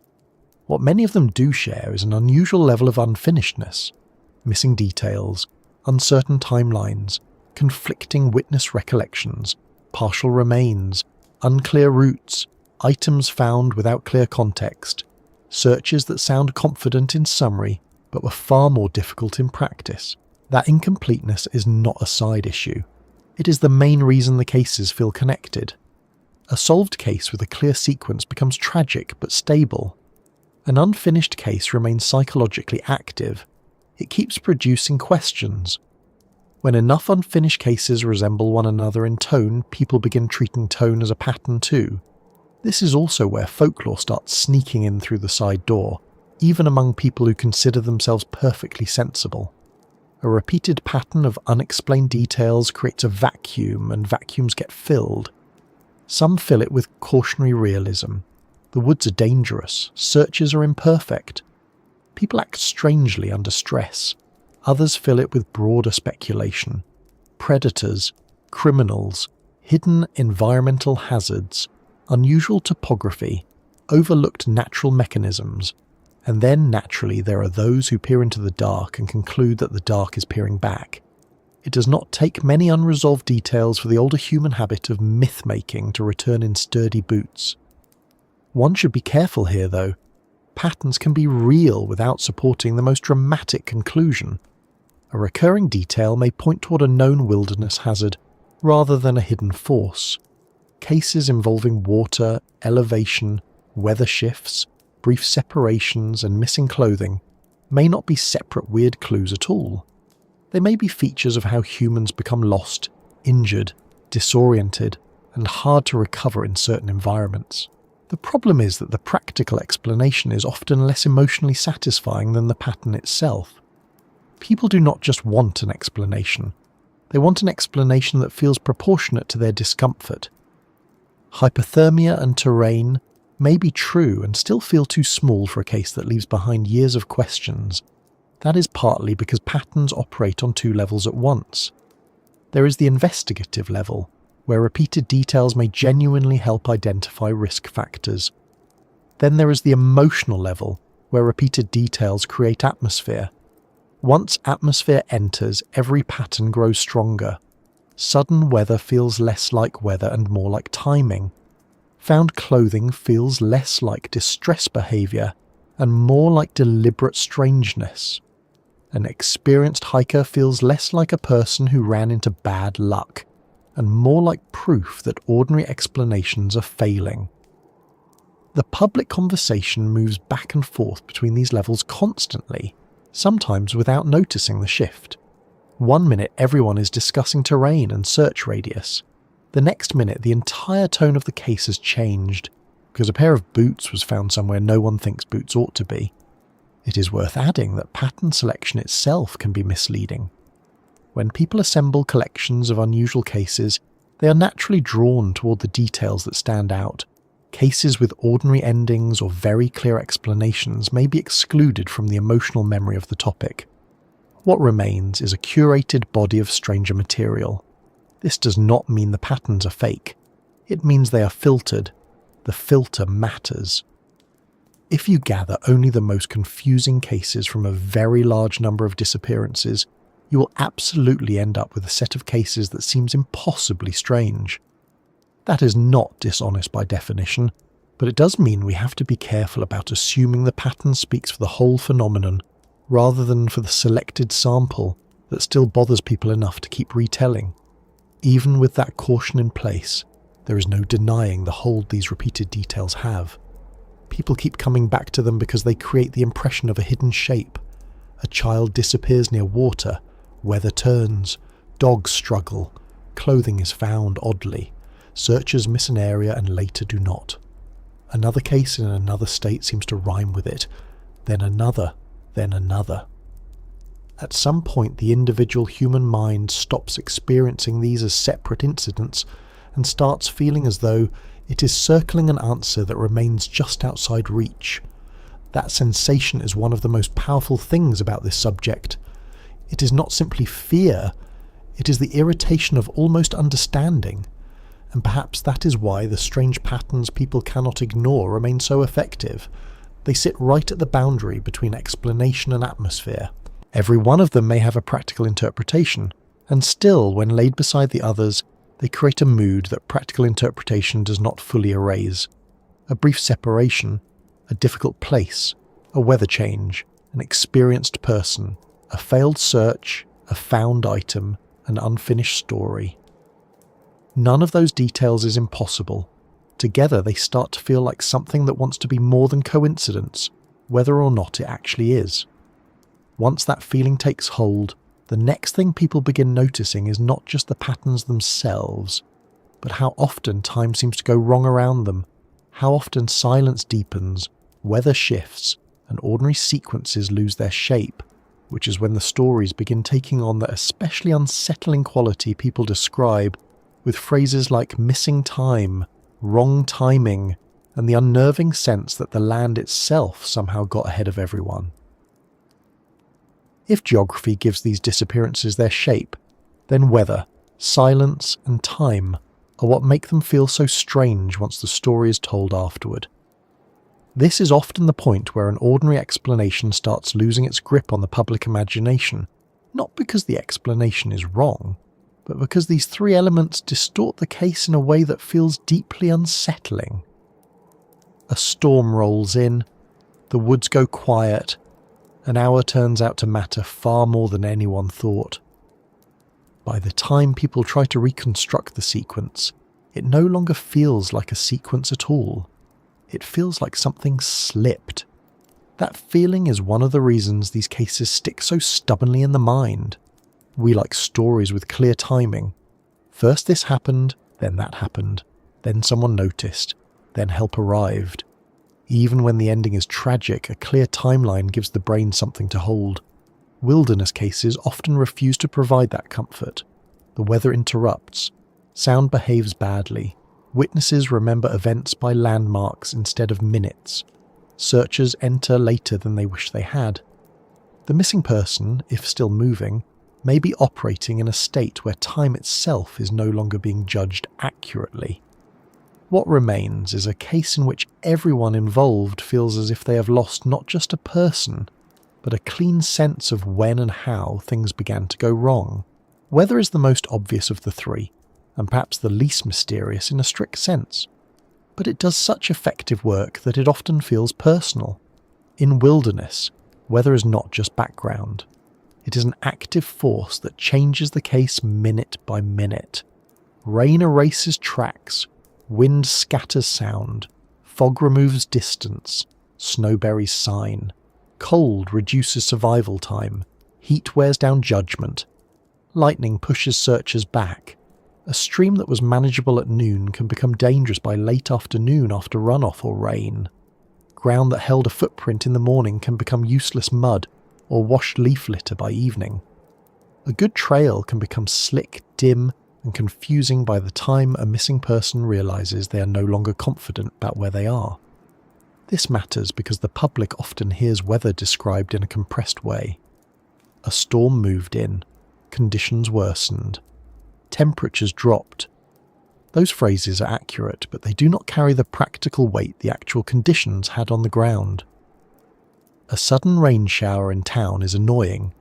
A sudden rain shower in steep forested terrain near dusk is a different matter entirely. It changes footing, visibility, body temperature, scent conditions, and morale all at once. The missing person becomes colder, wetter, and more likely to make hurried decisions. Searchers become slower, less effective, and less able to detect sign. Meanwhile, whatever evidence the landscape briefly offered starts disappearing, with an efficiency that would be impressive if it were not so cruel. Fog deserves its own share of attention, because it changes space in a way people tend to underestimate. Fog does not only reduce visibility, it narrows the world. It makes nearby objects feel strangely isolated, and distant objects vanish entirely. In the woods or on a mountain slope, that means orientation goes from difficult to miserable very quickly. A person may stay near a trail and still fail to relocate it.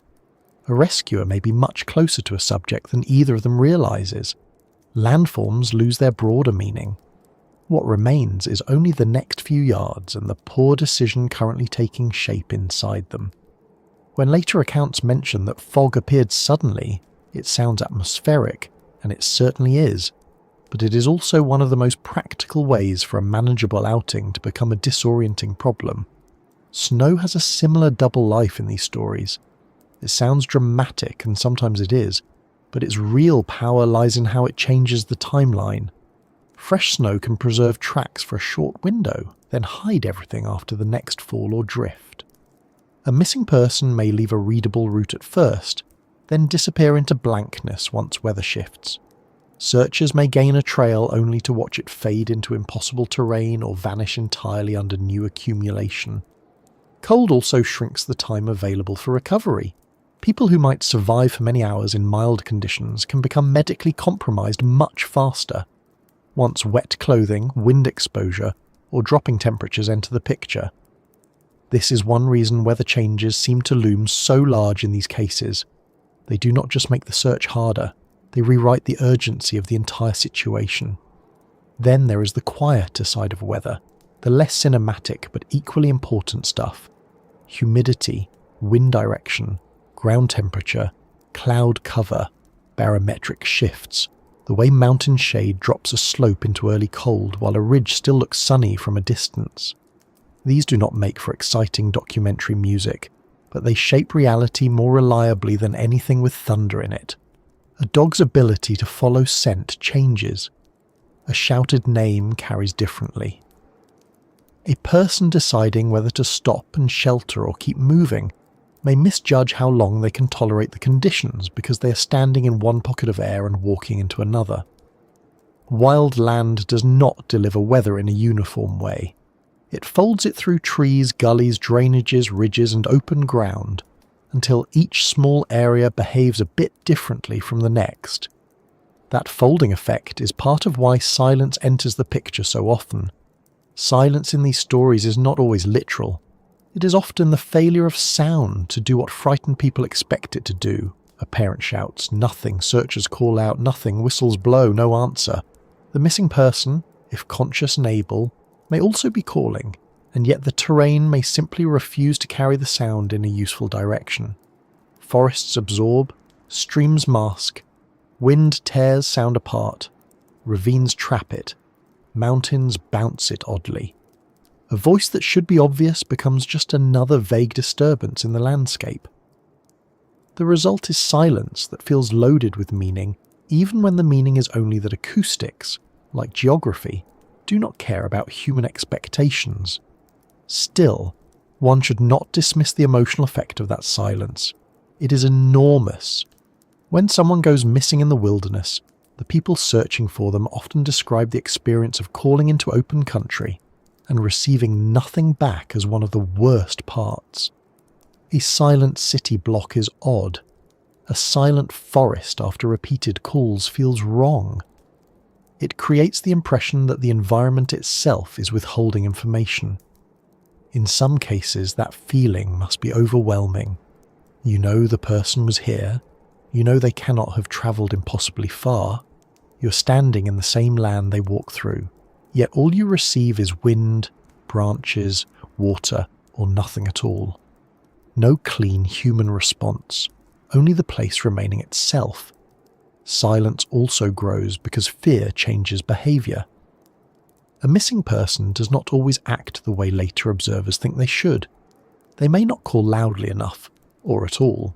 They may be hiding if frightened, especially a child. They may believe they're close to solving the problem and delay signalling. They may be injured in a way that limits their voice or movement. They may have entered that dangerous stage where confusion, fatigue, cold, and denial begin taking turns with decision-making. One of the hardest facts in these cases is that the missing person and the searchers may both believe the problem is less serious than it is until the opportunity for easy correction has already passed.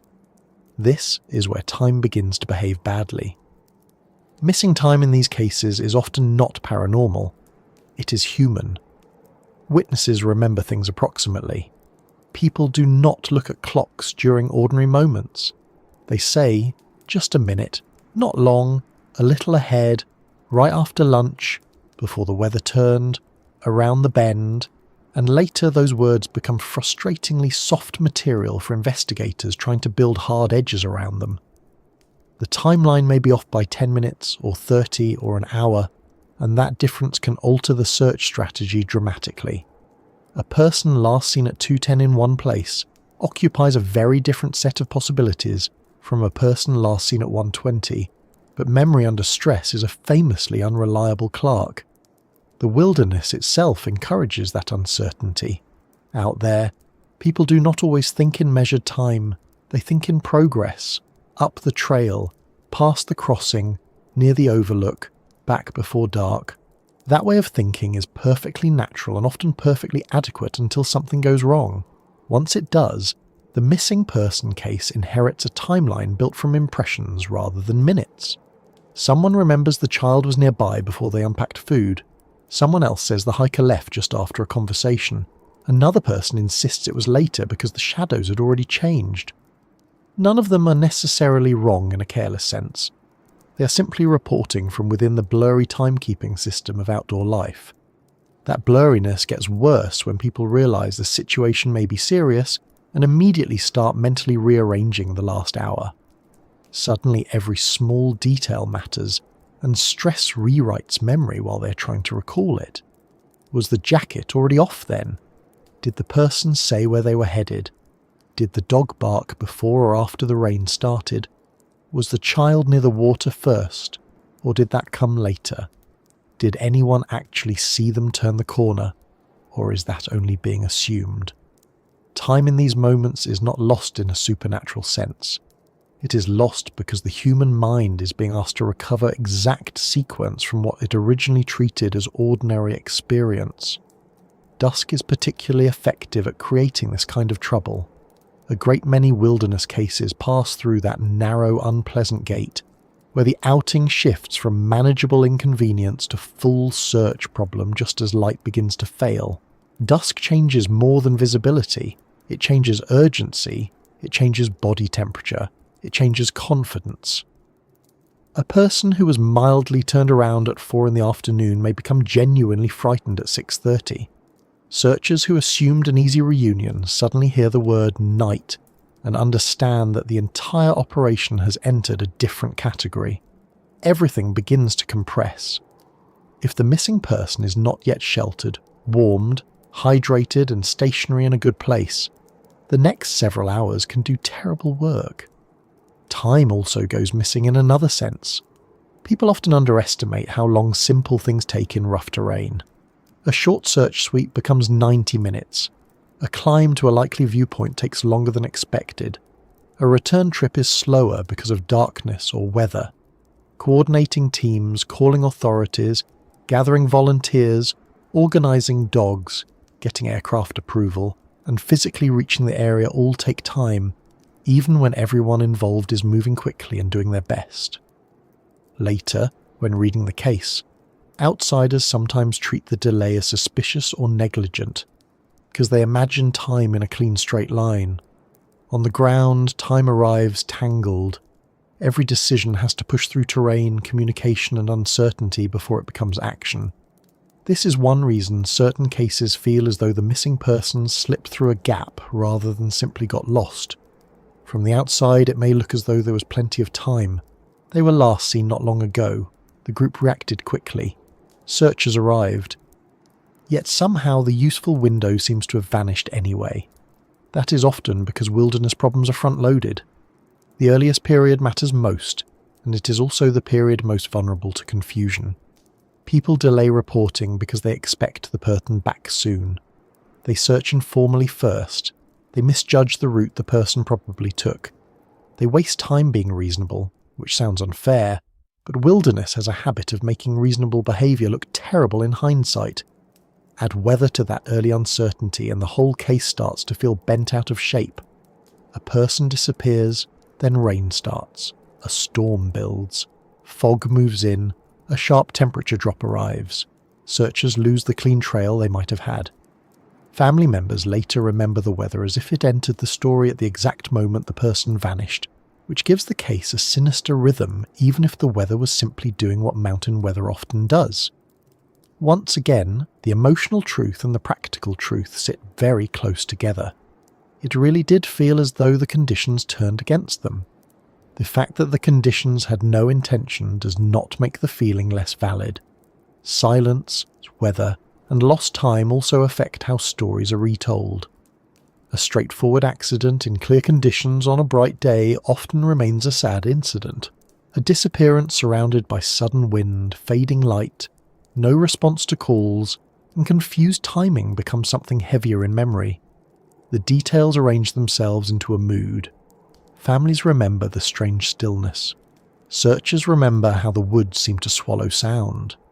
Witnesses remember not knowing exactly when they last saw the person, and hating themselves for that uncertainty.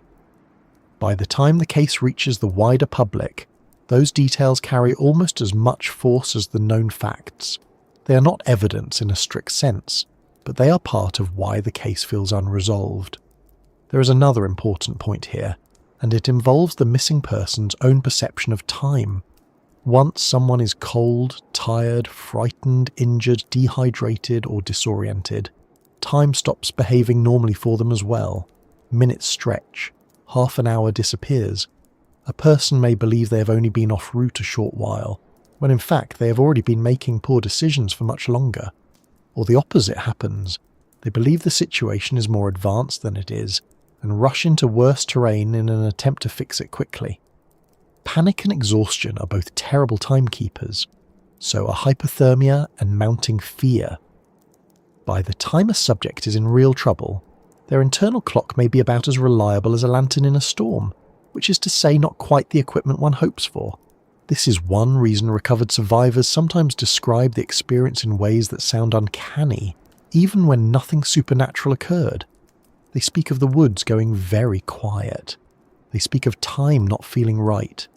They speak of weather arriving faster than expected. They speak of feeling much farther away than they thought they were.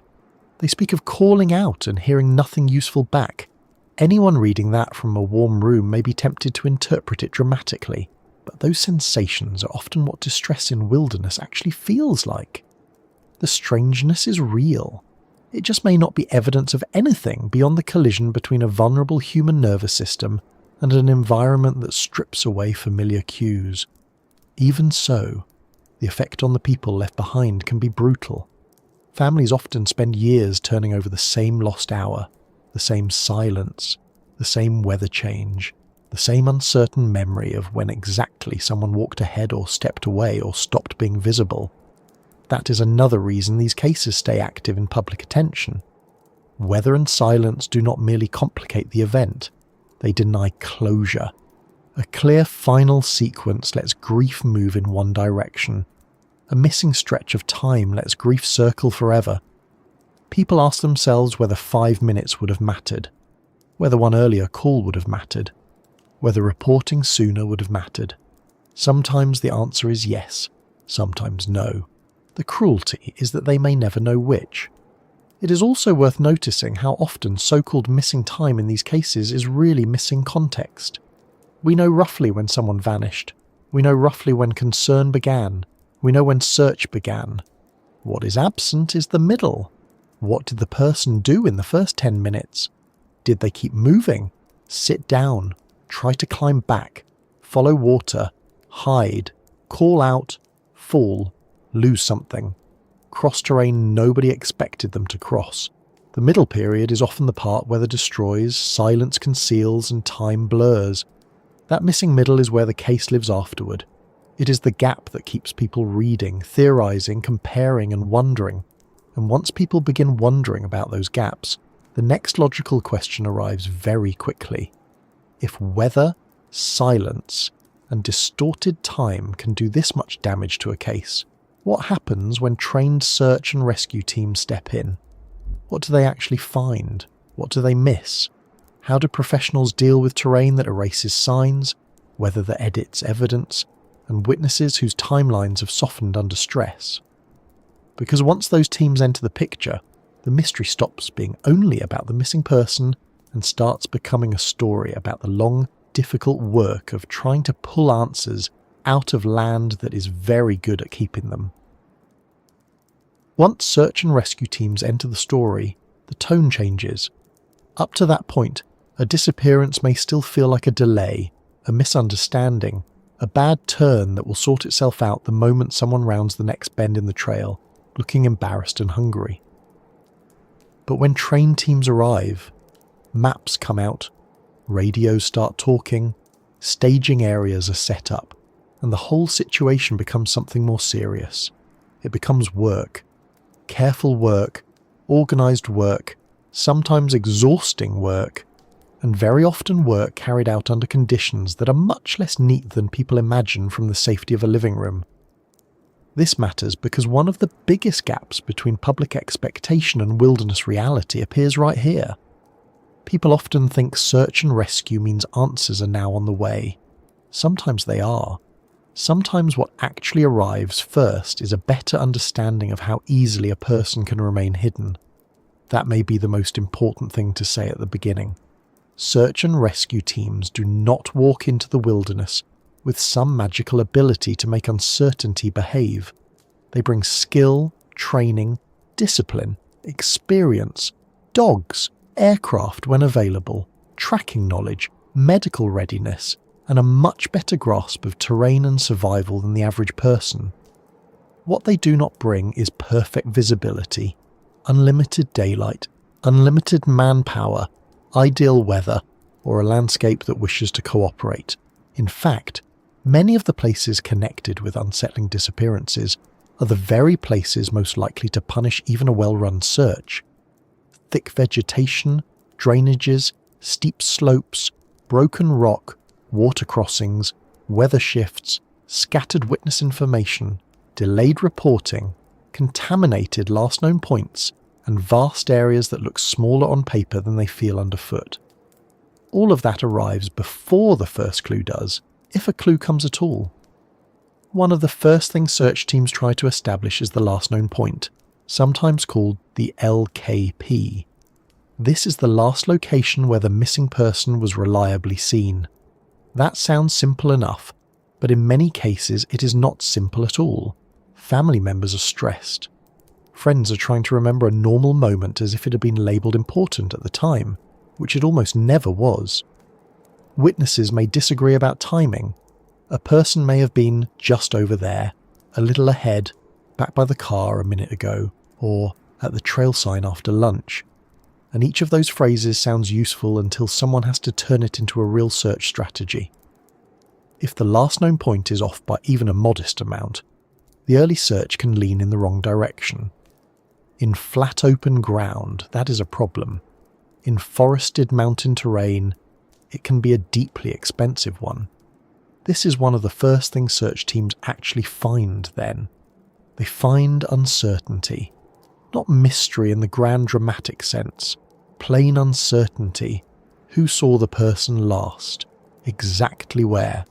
Exactly when? What were they wearing? What was their physical condition? What was their mood? Were they experienced? Were they tired? Did they mention a destination? Did they have water? Did they carry extra clothing? Did anyone hear a whistle? Did anyone see them near water? Did anyone assume someone else was watching them? Those questions may sound routine, but the answers shape everything that follows. The public often meets a missing person story later, after it has already been compressed into a cleaner narrative. Search teams meet it while it is still a mess. After that, teams begin working from probability, terrain, and behaviour.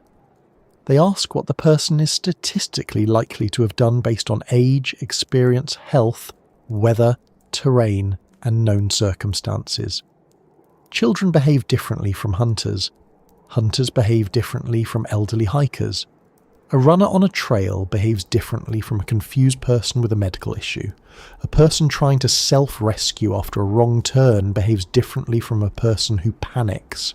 Search and rescue is full of these behavioural models because they help narrow options, but it is worth noting that the missing person is not required to read the model before vanishing.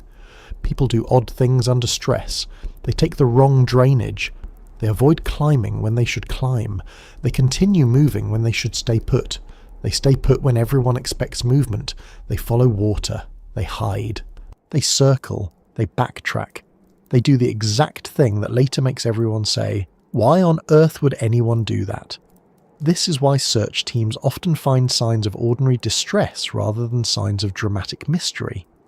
They find broken branches where someone pushed through brush, a partial footprint in soft soil, a dropped bottle, a wrapper, a jacket left because the person got wet, panicked, overheated under stress, or started making poor decisions under the influence of cold.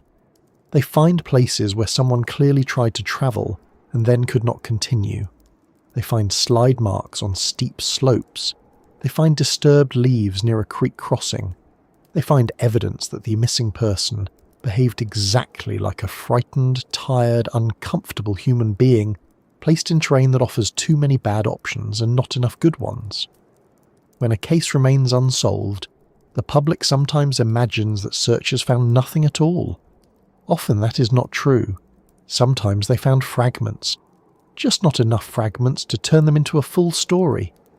Dogs are often brought in early, and public imagination has wrapped dogs in so much confidence that the actual work can feel disappointing by comparison. Tracking dogs are remarkable, but they are not detectives from a television script. They work through scent, and scent is vulnerable to weather, water, time, contamination, ground conditions, and the quality of the scent article provided. If the shirt handed to the dog has been handled by 3 anxious relatives in a parking area full of people and gear, that is not ideal. If rain has moved through, if wind is shifting, if the subject crossed water, if there are many other human tracks, if the area is rocky, if the day is warming, if the trailhead has become a busy operational site, the dog is doing its best in a world already busy erasing neat lines. When dogs fail to produce a clean track, search teams do not usually leap to exotic conclusions. They take it as one more sign that the environment is winning the early rounds. Ground searchers have their own limits, and one of the least comfortable truths in these cases is that people are astonishingly easy to miss. This is not because searchers are careless. It is because dense wild terrain is very good at breaking up the human body into pieces the eye does not quickly recognise. A person lying still under brush, in a depression against a log, among rocks, below a slope break, inside a drainage, or tangled in deadfall may not read as a person at all. The eye looks for upright movement and recognisable shape. It does not excel at finding silence in visual chaos. Searchers are also tired, cold, hot, thirsty, and under pressure. They are often working in difficult light and ugly footing while trying to maintain spacing, communication, clue awareness, and safety. It is skilled work. It is also human work, That distinction matters. This is one reason the phrase already searched needs to be handled carefully. To the public, already searched often sounds absolute. It suggests that if the person is later found there, something inexplicable occurred. To search professionals, already searched has gradations: lightly searched, quickly searched, contour searched, aerially viewed, called out to, passed near, line searched with a given spacing under given conditions. Searching is not a single event. It is a method applied with varying intensity and under changing circumstances. A slope searched in late afternoon shadows is not the same as that same slope searched in clear morning light. A patch of woods viewed from above is not the same as boots on the ground. An area searched before leaf drop is not the same area searched after. This does not make later discoveries less painful or surprising, but it does make them less supernatural than they may first sound. Aircraft, when available, help, but they do not solve the central problem. Helicopters can move personnel, cover distance, spot heat signatures under some conditions, and observe terrain from perspectives ground teams cannot. Drones are becoming more useful in many searches as well, but canopy cover blocks visual detection. Thermal imaging is affected by sunlight, surface temperature, water, rock, terrain shadow, and vegetation density. A person under thick tree cover may as well be under a roof as far as aerial observation is concerned. In open country, aircraft can be a tremendous advantage. In closed country, they often shift from search platform to logistic support very quickly. That does not mean they are wasted. It means the forest is still running the meeting. Search teams also find things the public rarely thinks about because they are less dramatic but constantly relevant. They find how quickly volunteer enthusiasm runs into the hard math of terrain and fatigue. A map square that looked manageable on a briefing board can consume teams for hours. A drainage that seemed minor becomes a slow, dangerous crawl. A ridge that looked like a clean search boundary turns out to be cut by side gullies and brushy fingers that require repeated attention. Radio communication may be unreliable. Access routes may be longer than expected. Vehicles may not reach staging points. Medical support has to be ready for the searchers as well as the subject, because the landscape that swallowed one person is perfectly capable of taking a second if everyone becomes careless. Another thing they find is how often the missing person's behaviour diverges from what relatives expect. This can be emotionally brutal. Families may insist their loved one would never leave the trail, never cross a stream, never climb that slope, never travel that far, never remove clothing, never hunker down in that sort of place. Quite often they are describing the person under ordinary conditions. Search and rescue teams must think about the person under extraordinary conditions: pain, fear, fatigue, dehydration, hypothermia, head injury, confusion, and nightfall change behaviour. A perfectly sensible person can become stubborn, timid, impulsive, or illogical once the environment starts stripping away comfort and confidence. Searchers know this. Families often do not want to know it, and one cannot blame them. But the wilderness does not ask whether a decision fits a person's usual character before applying consequences. Some searches end with living subjects who can describe what happened, and those cases are especially valuable because they reveal how strange ordinary survival problems can look from the inside. Survivors talk about being sure the trail was nearby when it was not. They describe hearing searchers but being unable to reach them. They tell of hiding under brush, avoiding open areas, following streams, getting trapped in terrain they thought would open up, or sitting down, just for a minute, and losing far more time than they realised. They report confusion that felt nothing like panic at the time. They describe being certain of direction until suddenly they were not. Search professionals hear these stories and adjust expectations. The public hears only the cases where the person was never found or found too late, which means it misses how often ordinary confusion already sounds uncanny when someone survives to explain it. Then there are the sadder outcomes. Search teams often find remains in places that immediately trigger the same public questions. How was this missed? Why here? Why so close? Why so far? Why uphill? Why near water? Why in a location that had already been considered? The honest answer varies. Sometimes the body was there and simply not seen. Sometimes weather, animals, runoff, or snow altered the scene. Sometimes the person continued moving long after assumption said they would stop. Sometimes they were hidden by terrain no one appreciated until entering it directly. Sometimes they were in a place so physically difficult that coverage was delayed or lighter than outsiders later imagine. These explanations do not erase the sting of the discovery.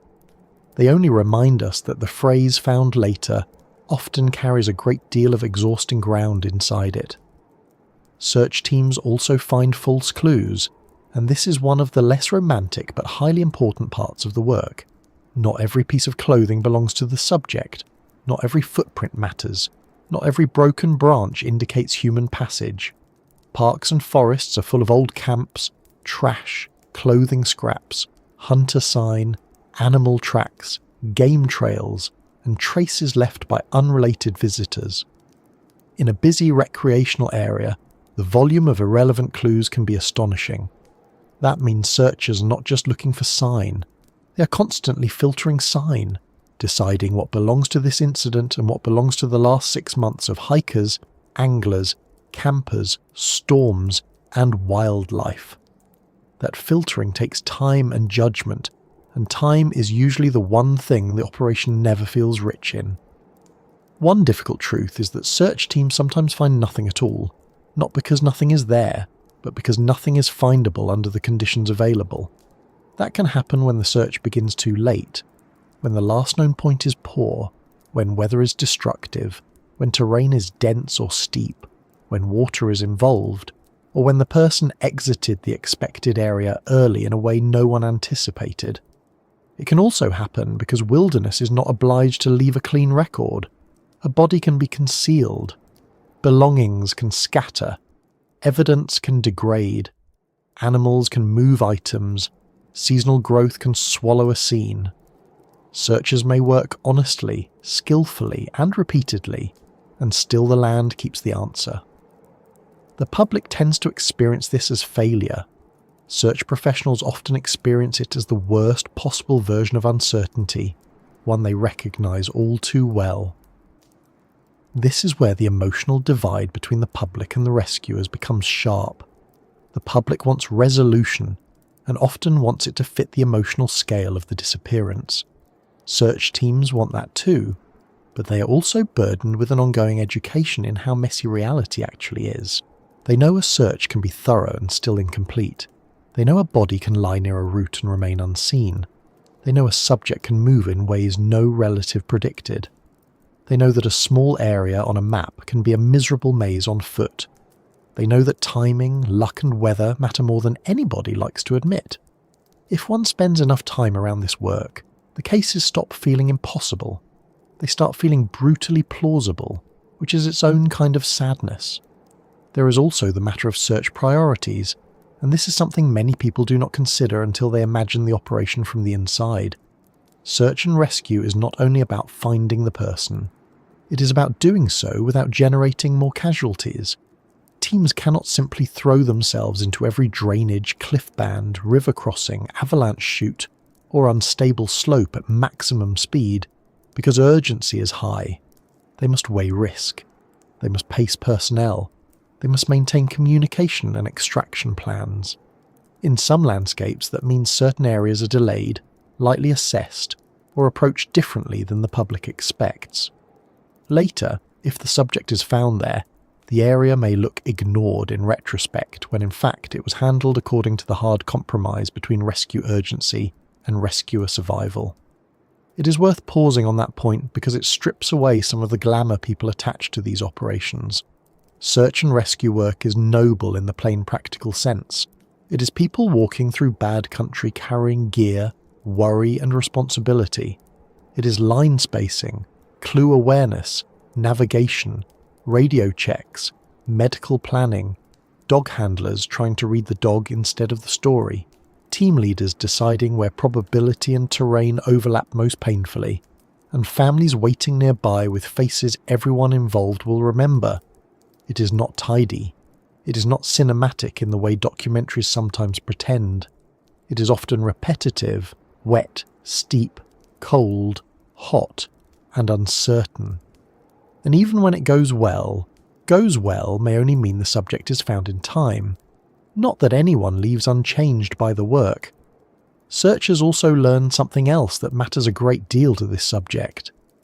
They learn that mystery often grows in the space left by public summaries.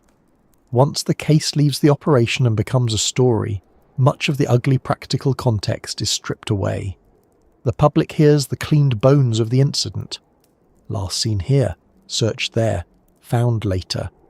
Dogs lost scent, weather changed, clothing located separately.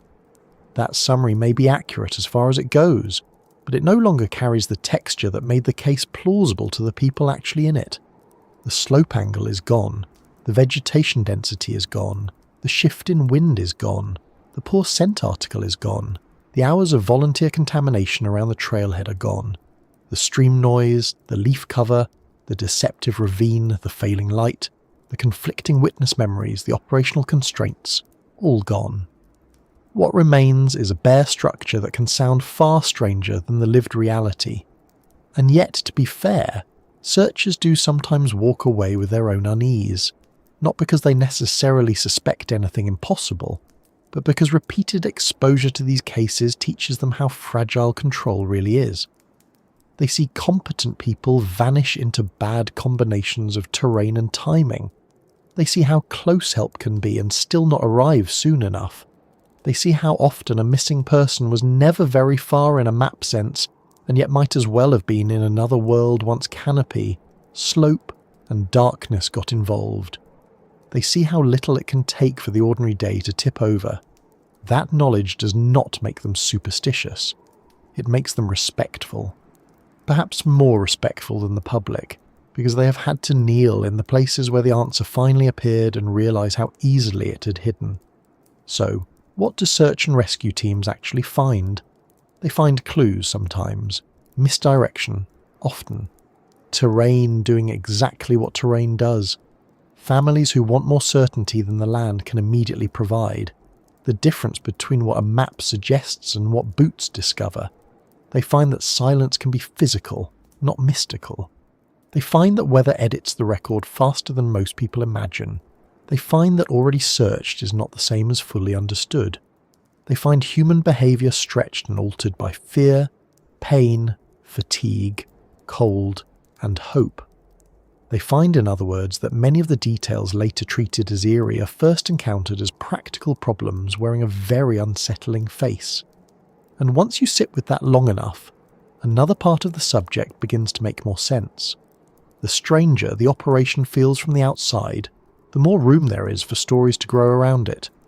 When searches end without the public feeling fully satisfied, folklore, suspicion, and darker explanations begin creeping into the empty places left behind. That is when the conversation starts shifting away from what the teams found on the ground and toward what people think the missing wilderness means, which is where fear, local legend, and the stories people tell the dark begin doing their own, very persistent kind of work. Once a disappearance enters public memory without a clean ending, it rarely stays a simple case for very long. Facts may begin the story, but fear is usually what keeps it alive. Fear is patient. It settles into the parts of a case that remain unresolved and makes itself comfortable there. It lingers around the missing hour, the empty trail, the weather shift, the unanswered call, the clothing found where no one expected it, the child gone from a campsite, the hiker who knew the area, the search that seemed thorough but still failed to deliver a neat conclusion. After enough time passes, people stop speaking only about what happened and begin speaking about what the case felt like. That is the moment folklore begins stretching its legs. This is not because people are foolish. It is because people dislike blank spaces. We are story-making creatures by temperament and by survival. We take incomplete events and try to give them shape.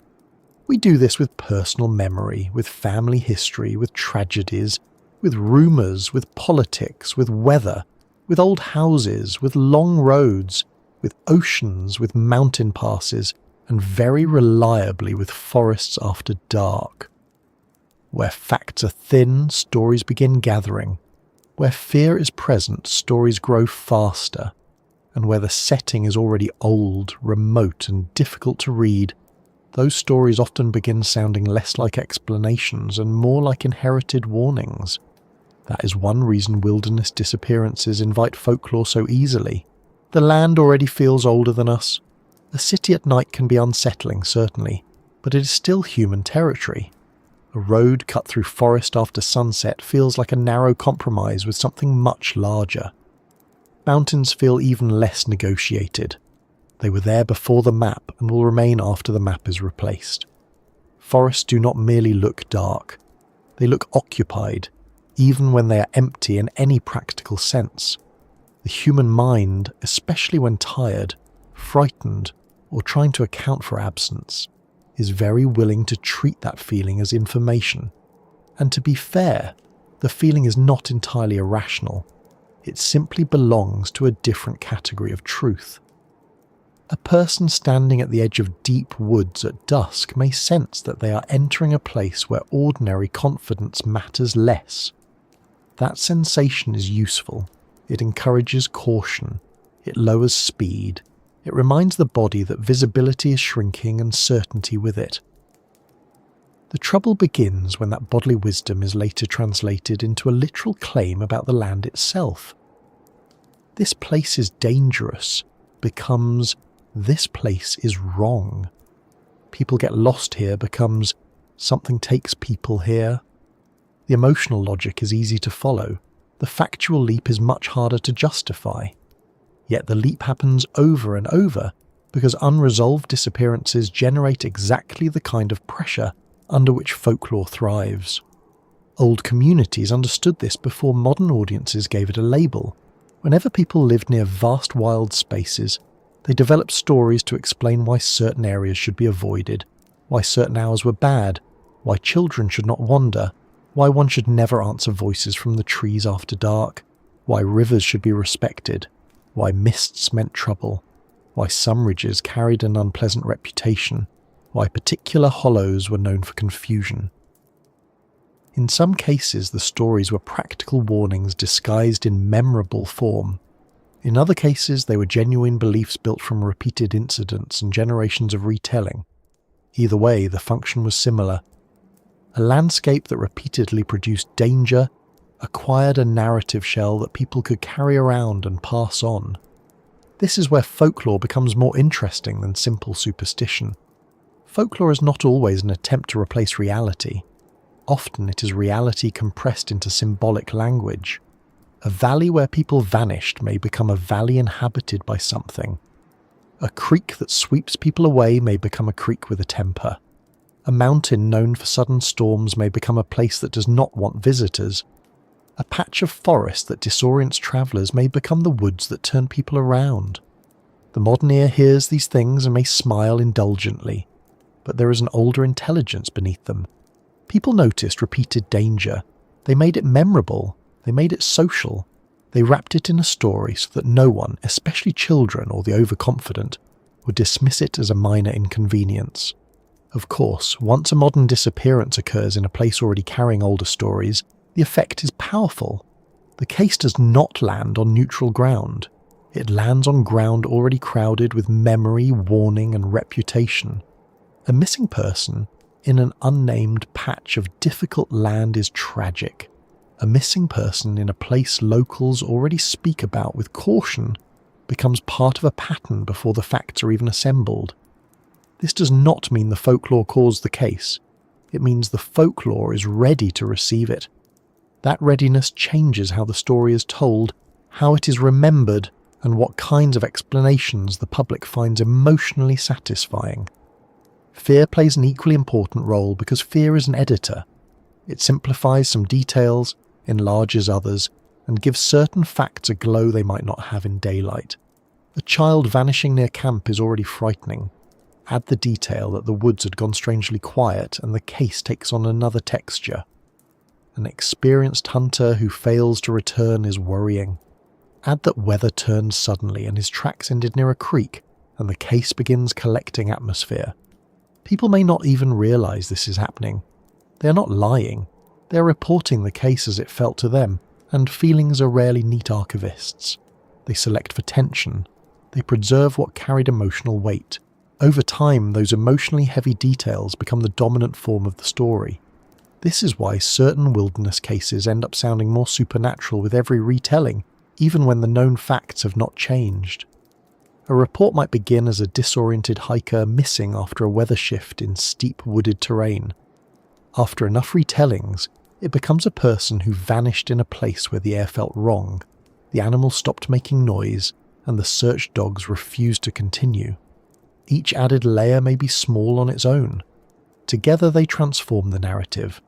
The case stops behaving like an investigation and starts behaving like a warning. Once that happens, logic is still present, but it is no longer the only force arranging the details. There is also something about darkness itself that invites story. Darkness reduces information faster than the mind can tolerate comfortably. Vision narrows, familiar objects become uncertain, ordinary sounds become difficult to place. The body becomes more alert while the mind becomes more suggestible. One can be perfectly rational and still feel an old animal unease when standing alone in dark timber, listening to something move just out of sight. That unease is ancient. It helped keep ancestors alive. It is also fertile ground for folklore. When people disappear in such environments, the absence does not remain sterile. It absorbs the emotional character of the setting. It becomes not merely unresolved, but haunted in the older and broader sense of the word. Haunted by possibility, by fear, by repetition, by the sense that an answer was once close enough to touch and then was not. The stories people tell around these cases usually fall into a few familiar categories. Some are protective stories. They are really about caution, even if they wear mythological clothing. Do not wander, do not separate, do not ignore weather, do not assume the trail will stay obvious. Do not trust distance in the woods, do not answer every sound. Stay where you are if you are lost. These stories may acquire strange details, but their function remains practical. Then there are explanatory stories. These attempt to answer the unresolved question directly. Predators, criminals, hidden terrain hazards, undiscovered caves, secretive communities, odd weather effects, government cover-ups, older beings from local legend, strange lights, or entities better suited to late-night radio than park briefings. The specifics vary. The impulse is the same. Something must fill the gap. It is easy to mock the more dramatic explanations, but doing so too quickly misses the human need underneath them. Families, communities, and the wider public often turn toward larger stories because ordinary explanations can feel emotionally insufficient. They got turned around, fell, and were not found in time may be plausible, it may even be correct. Yet for a case that involves years of searching, odd evidence, repeated disappointment, and the unbearable fact of not knowing a loved one's final moments, that explanation can feel smaller than the grief. Folklore expands to meet that scale. It says, in effect, if the loss feels enormous, then the cause must have been enormous too. The logic is emotional, not investigative, but it is deeply human. This is also why some people who are otherwise skeptical will still admit that certain cases feel wrong to them. Wrong is an important word in this subject. It is not the same as impossible. It is not even the same as unexplained. It describes a mismatch between the facts available and the mood those facts create. A person should have been findable. A route should have been easier to reconstruct. An area should have yielded more evidence. A witness account should have helped more than it did. The case leaves behind not just uncertainty, but offence. The world did not behave as expected. That sense of wrongness is exactly the sort of thing folklore attaches to, because folklore is very good at giving moral or symbolic weight to practical disorder. Different cultures have done this in different ways, but the general pattern remains recognisable. Forests become places where one can be lured, tricked, turned around, or taken. Mountains become domains of spirits, guardians, giants, hidden people, or stern old presences that punish arrogance. Rivers become boundaries between worlds, places that keep what falls into them, places that do not always return what they receive. Mist and fog become concealment, not just in the physical sense, but in the narrative one. A person did not merely vanish in bad visibility, they crossed into uncertainty. These symbolic ideas survive because they fit the emotional contour of the experience so well. To people standing in grief or fear, symbolism often feels truer than logistics. Modern internet culture has, in its own way, become a folklore engine. It gathers cases from different regions, strips them down to striking details, sets them beside one another, and allows millions of people to experience them as parts of a single creeping narrative. The old campfire circle has become digital, but the mechanism is not so different.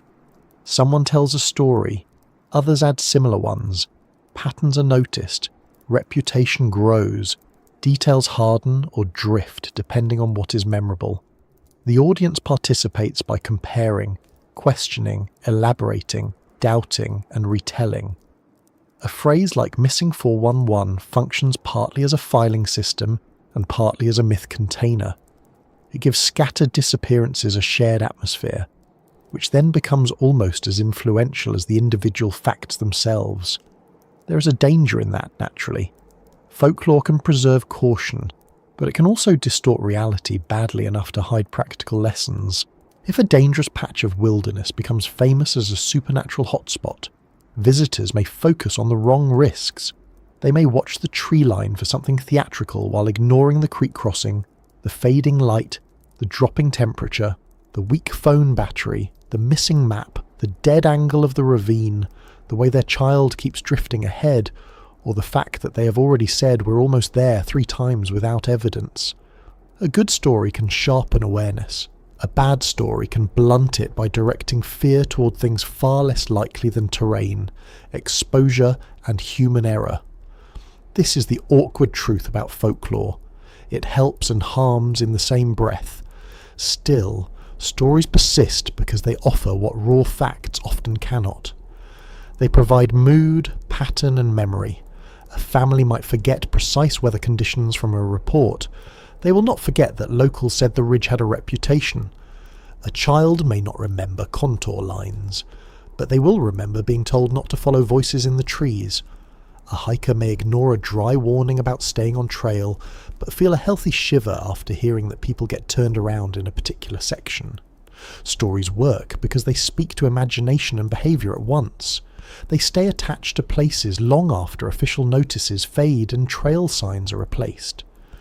One should also notice how often fear attaches not to the wild place itself, but to the moment ordinary reality seems to thin, the brief separation, the glance away, the second where the child was there and then not there, the minute the weather shifted, the point at which the trail stopped making sense. These tiny thresholds are what haunt people. They are so small. That is what makes them monstrous in memory. If danger announced itself with fanfare, it would be easier to respect. But in many disappearance stories, the transition is almost insultingly modest. One bend, one slope, one choice, one missed reply. Folklore rushes in because the scale of the trigger feels too small for the scale of the outcome. Another thing fear does is personalise the landscape. Once enough stories gather, people begin speaking of forests, mountains, hollows and rivers as though they had intentions. The forest does not let people out. The mountain keeps its dead. The canyon swallows sound. The swamp takes what it wants. Strictly speaking, these are poetic turns of phrase. In practical terms, they are shorthand for repeated hazards. Emotionally, they are far more than shorthand. They allow people to relate to the environment as a kind of adversary or witness. That is easier, in some ways, than facing the more impersonal truth that land can ruin a human plan without malice, without awareness, without even enough drama to justify the panic it later causes. That impersonal quality may be the hardest part for many people to accept. If a villain did this, there is motive. If a creature did this, there is a nature to reckon with. If weather, terrain, timing, and fear did it together, there is only a system of indifferent pressures. That can feel colder than any monster. Folklore softens that coldness by giving shape to the indifferent. It makes the woods watchful, the ridge jealous, the hollow wrong, the water hungry. The price of that softening is accuracy. The benefit is emotional intelligibility. That trade has been tempting human beings for a very long time. Even among searchers and experienced outdoors people, who are often the least likely to endorse dramatic theories, one still hears the language of feeling. Places that feel bad, drainages that feel off, timber that seems to swallow people, trails that make no sense in bad weather, hollows that stay weirdly quiet. Usually this is not superstition.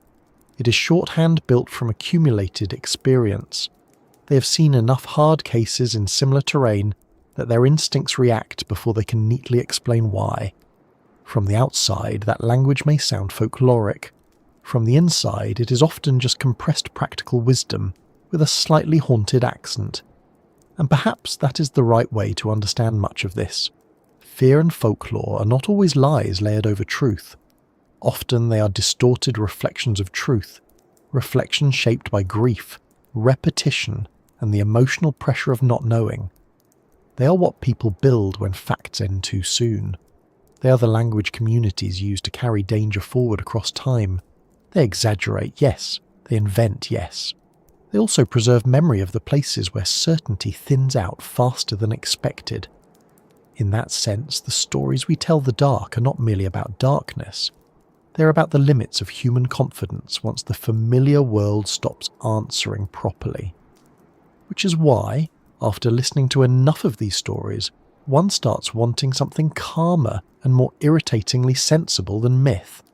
One starts asking whether there might be ordinary explanations after all, not because the fear disappears, and not because folklore has nothing to teach, but because beneath all the atmosphere there remains a stubborn practical question. If these cases feel strange, is that because something extraordinary is happening, or because ordinary wilderness realities become so difficult to reconstruct after the fact that they only look extraordinary once the evidence thins out and the stories begin? By the time people have spent long enough with these cases, it becomes very tempting to split into camps. On one side are those who suspect something extraordinary is at work. On the other are those who insist that every disappearance can be reduced to terrain, weather, bad luck, and a few grim survival facts delivered without ceremony. The trouble is that real life is rarely improved by forcing it into teams quite so quickly. There could be ordinary explanations after all, and in many cases there probably are. The more uncomfortable truth is that ordinary explanations are often much stranger in practice than they sound when reduced to a neat sentence. That is worth sitting with for a moment, because it changes the whole mood of the subject. When people hear ordinary explanation, they often imagine something tidy, something that should make the case stop bothering them. A wrong turn, a fall, exposure, drowning, hypothermia, injury, confusion, animal activity after death, a failed search. The words themselves are plain enough, almost boring, if one is being uncharitable. But what those words mean on the ground is not boring at all. They mean a human body in rough terrain. They mean cold that changes judgment. They mean a stream that erases evidence before anyone understands how serious the situation is. They mean a person making reasonable decisions for 5 minutes, then less reasonable decisions for 20 more, then no clearly reasoned decisions at all. They mean that ordinary in a wilderness context can be mercilessly complex. Consider something as simple as getting turned around. It sounds minor.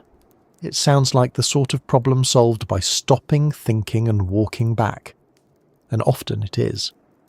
But that depends on the person recognizing the problem early, having enough daylight, enough energy, enough useful orientation cues, enough calm, and enough terrain left that still permits easy correction. Remove 2 or 3 of those things, and a wrong turn stops being minor.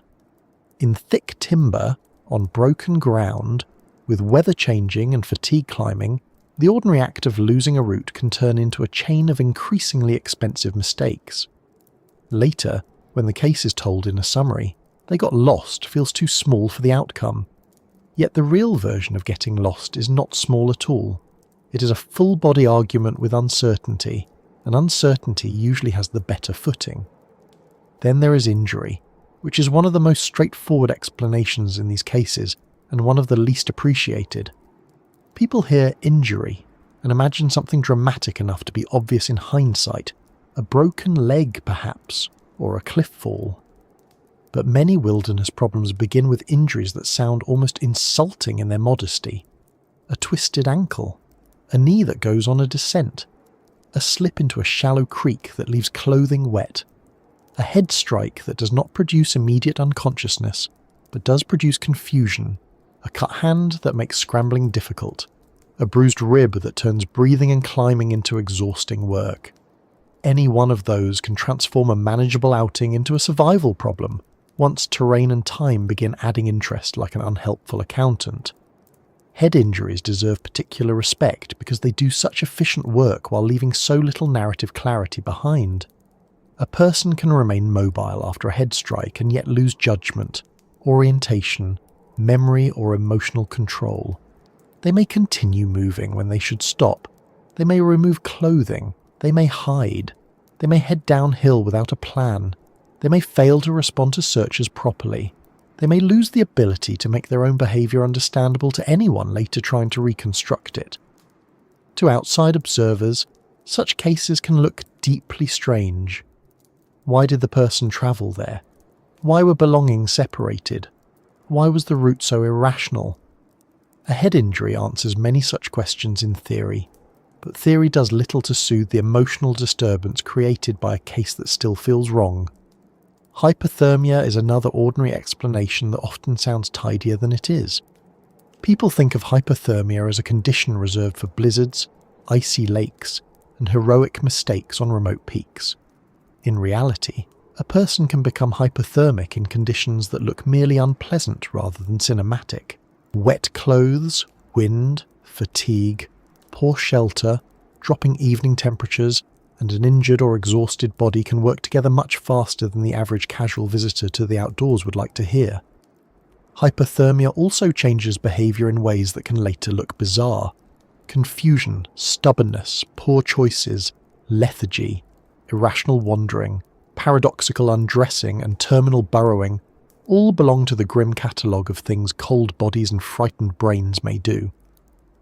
When these show up in a case file, the public often hears weirdness. Search and rescue people often hear cold. Paradoxical undressing is a good example of how ordinary explanation and unsettling detail can occupy the same sentence. A person in advanced hypothermia may feel intensely hot and begin removing clothing. To someone unfamiliar with the phenomenon, clothing found apart from a missing person feels suspicious almost automatically. It looks deliberate in a different way. It invites larger stories. Yet the explanation, however unpleasant, may be painfully ordinary. The body is failing. Sensation is misfiring. Judgment is damaged. The person is no longer solving the problem in a humanly recognisable way. Nothing supernatural is required, only cold, confusion, and time. Unfortunately, cold, confusion, and time are more than capable of producing a mystery that feels larger than they do. Water is another ordinary explanation that deserves to be treated with more seriousness and less decorative innocence. Streams, rivers, lakes, bogs, drainage channels, seasonal runoff, snowmelt creeks, slick rocks beside otherwise friendly-looking water. These are all extraordinarily efficient at making cases difficult to solve. Water interrupts scent trails. It moves people. It conceals bodies. It changes where evidence ends up. It encourages disoriented people to make decisions that feel sensible in the moment and disastrous later. Follow the creek to find help. Cross here because it does not look too deep. Step out onto that rock because it will save time. Rest near the bank for a minute. All of these are ordinary human decisions. Water punishes them without ceremony. Once a case involves water, the search picture often becomes much worse, and the final story often becomes much stranger. Drowning itself is not always dramatic in the way films have taught people to imagine. A tired, wet, cold, injured or panicked person can disappear into water with far less noise and spectacle than one might expect. Bodies do not always stay where intuition places them. Currents, debris, entanglement, seasonal change, and recovery conditions complicate everything. In wilderness discussions, people often focus on the eerie part, the trail ending near the creek, the missing scent, the strange last known point. The ordinary explanation may still be the strongest one. It just feels emotionally insufficient because water does such a good job of removing the reassuring signs people expect to remain. Animal activity after a disappearance is another subject that becomes sensational very quickly, though often for understandable reasons. Clothing moved, bones scattered, belongings found at distances that confuse the tidy mind. In heavily wild terrain, animals do not read case files before interacting with a scene. Scavengers move things, weather moves things, time moves things. What is found months later may no longer resemble the original event in any clean way. This is another reason ordinary explanations can feel inadequate. They explain the broad mechanism, but not the emotional violence of what the mechanism does to the evidence. A full exposure or medical event may begin the story. Animals, water and seasons then rearrange the scene until the eventual discovery feels impossible, compared with the simpler event that started it. Medical episodes belong in this conversation too, especially because they are so easy to forget when people are busy constructing grander narratives. A cardiac event, a stroke, diabetic confusion, dehydration-induced disorientation, altitude sickness, heat exhaustion, a seizure, a medication issue, or even severe anxiety can all alter movement and judgment. The person who vanishes into rough country may not have been operating with full capacity by the time observers began asking why they chose such an odd route. An older hiker or even a relatively healthy adult under stress might behave in ways that make no sense to family members precisely because the family remembers their usual self, not the compromised version of them produced by a body quietly going off script in difficult terrain. There is also the plain possibility of panic, which has a way of sounding too emotional for some people's taste, and therefore not serious enough. Panic is serious. Panic makes routes look like traps, and traps look like routes. Panic can convince a person to keep moving when staying put would save them. It can convince them they are farther from help than they are. It can make them avoid calling out because they do not want to sound foolish, right up until they are in no position to do anything but sound foolish and would dearly love the chance. Panic is especially good at turning brief confusion into prolonged trouble. It accelerates decisions while lowering their quality. That is a dangerous combination anywhere. In wild country, it can be catastrophic. This leads into another ordinary explanation that often hides in plain sight, which is simply that people are not very good at estimating distance, time and terrain under stress.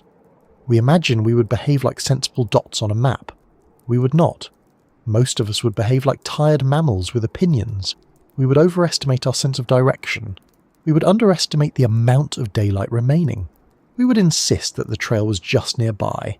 We would dislike backtracking because backtracking feels like failure, and human beings hate failure almost as much as they hate being cold and publicly corrected.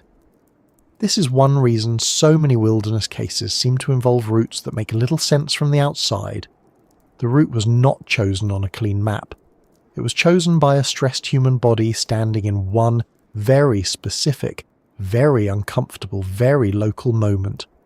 Coincidence also deserves more credit than people like giving it, not because coincidence is exciting, but because it is common and emotionally unsatisfying, which is exactly why people resist it. In a large enough body of cases, strange overlaps will occur. Several disappearances may involve similar age groups, similar terrain, similar weather, and similar evidence irregularities without pointing to a single hidden cause, beyond the fact that certain kinds of land produce certain kinds of trouble. This is not a glamorous answer. It is, however, how patterns often work in real life. If thousands of people move through dangerous environments over years, some subset of outcomes will look remarkably alike, and some will look so alike that they invite theories stronger than the evidence can bear. Selection effects matter here as well. The cases people remember are usually not ordinary ones. Nobody builds a mythology around the hiker who left the trail, sat down sensibly, used a whistle, was found in 90 minutes, and later admitted that the entire thing was mostly their own fault, plus one badly judged shortcut. Those cases exist. They simply do not travel. What travels are the disturbing cases, the ones with odd clothing placement, poor timelines, difficult searches, strange terrain, and no satisfying ending. Once those are gathered into a body of examples, the collection begins to look more extraordinary than the full reality from which it was selected. Again, this does not mean the cases are unimportant or falsely strange. It means the pool has already been filtered for maximum emotional friction. None of this excludes the possibility of criminal acts either, though one should be careful not to fling that explanation around carelessly just because it sounds sober. Human violence does occur in wilderness. So does abduction. So does assault. So do all the unpleasant things people do to one another in more civilized settings, only now with the added advantages of distance, silence and terrain that destroys neat evidence. In some cases, a human offender may be the most ordinary explanation of all, which is an unsettling sentence in its own right. Yet even there the difficulty remains the same. If evidence is thin and recovery delayed, the ordinary explanation still arrives wearing an eerie mask. Wild country gives ordinary crime more room to hide. There is also the possibility, dull but powerful, of administrative and reporting gaps. Many cases appear stranger from the outside because the public version is incomplete. Search notes are condensed. Witness errors are flattened into certainty. Operational constraints vanish from the summary. Geography is reduced to a name and a pin on a map. When the larger public encounters the case, it meets a simplified skeleton missing the muscles that once made it plausible to the people actually dealing with it. This is one reason ordinary explanations often feel weaker than they are. The explanatory material may not be absent in reality. It may simply never have travelled with the story. And yet, even after all of that, it would be dishonest to pretend that ordinary explanations solve the emotional problem completely. They often solve the mechanism without solving the feeling. A person may indeed have become lost, injured, cold, confused, and impossible to find in time. That may be exactly what happened.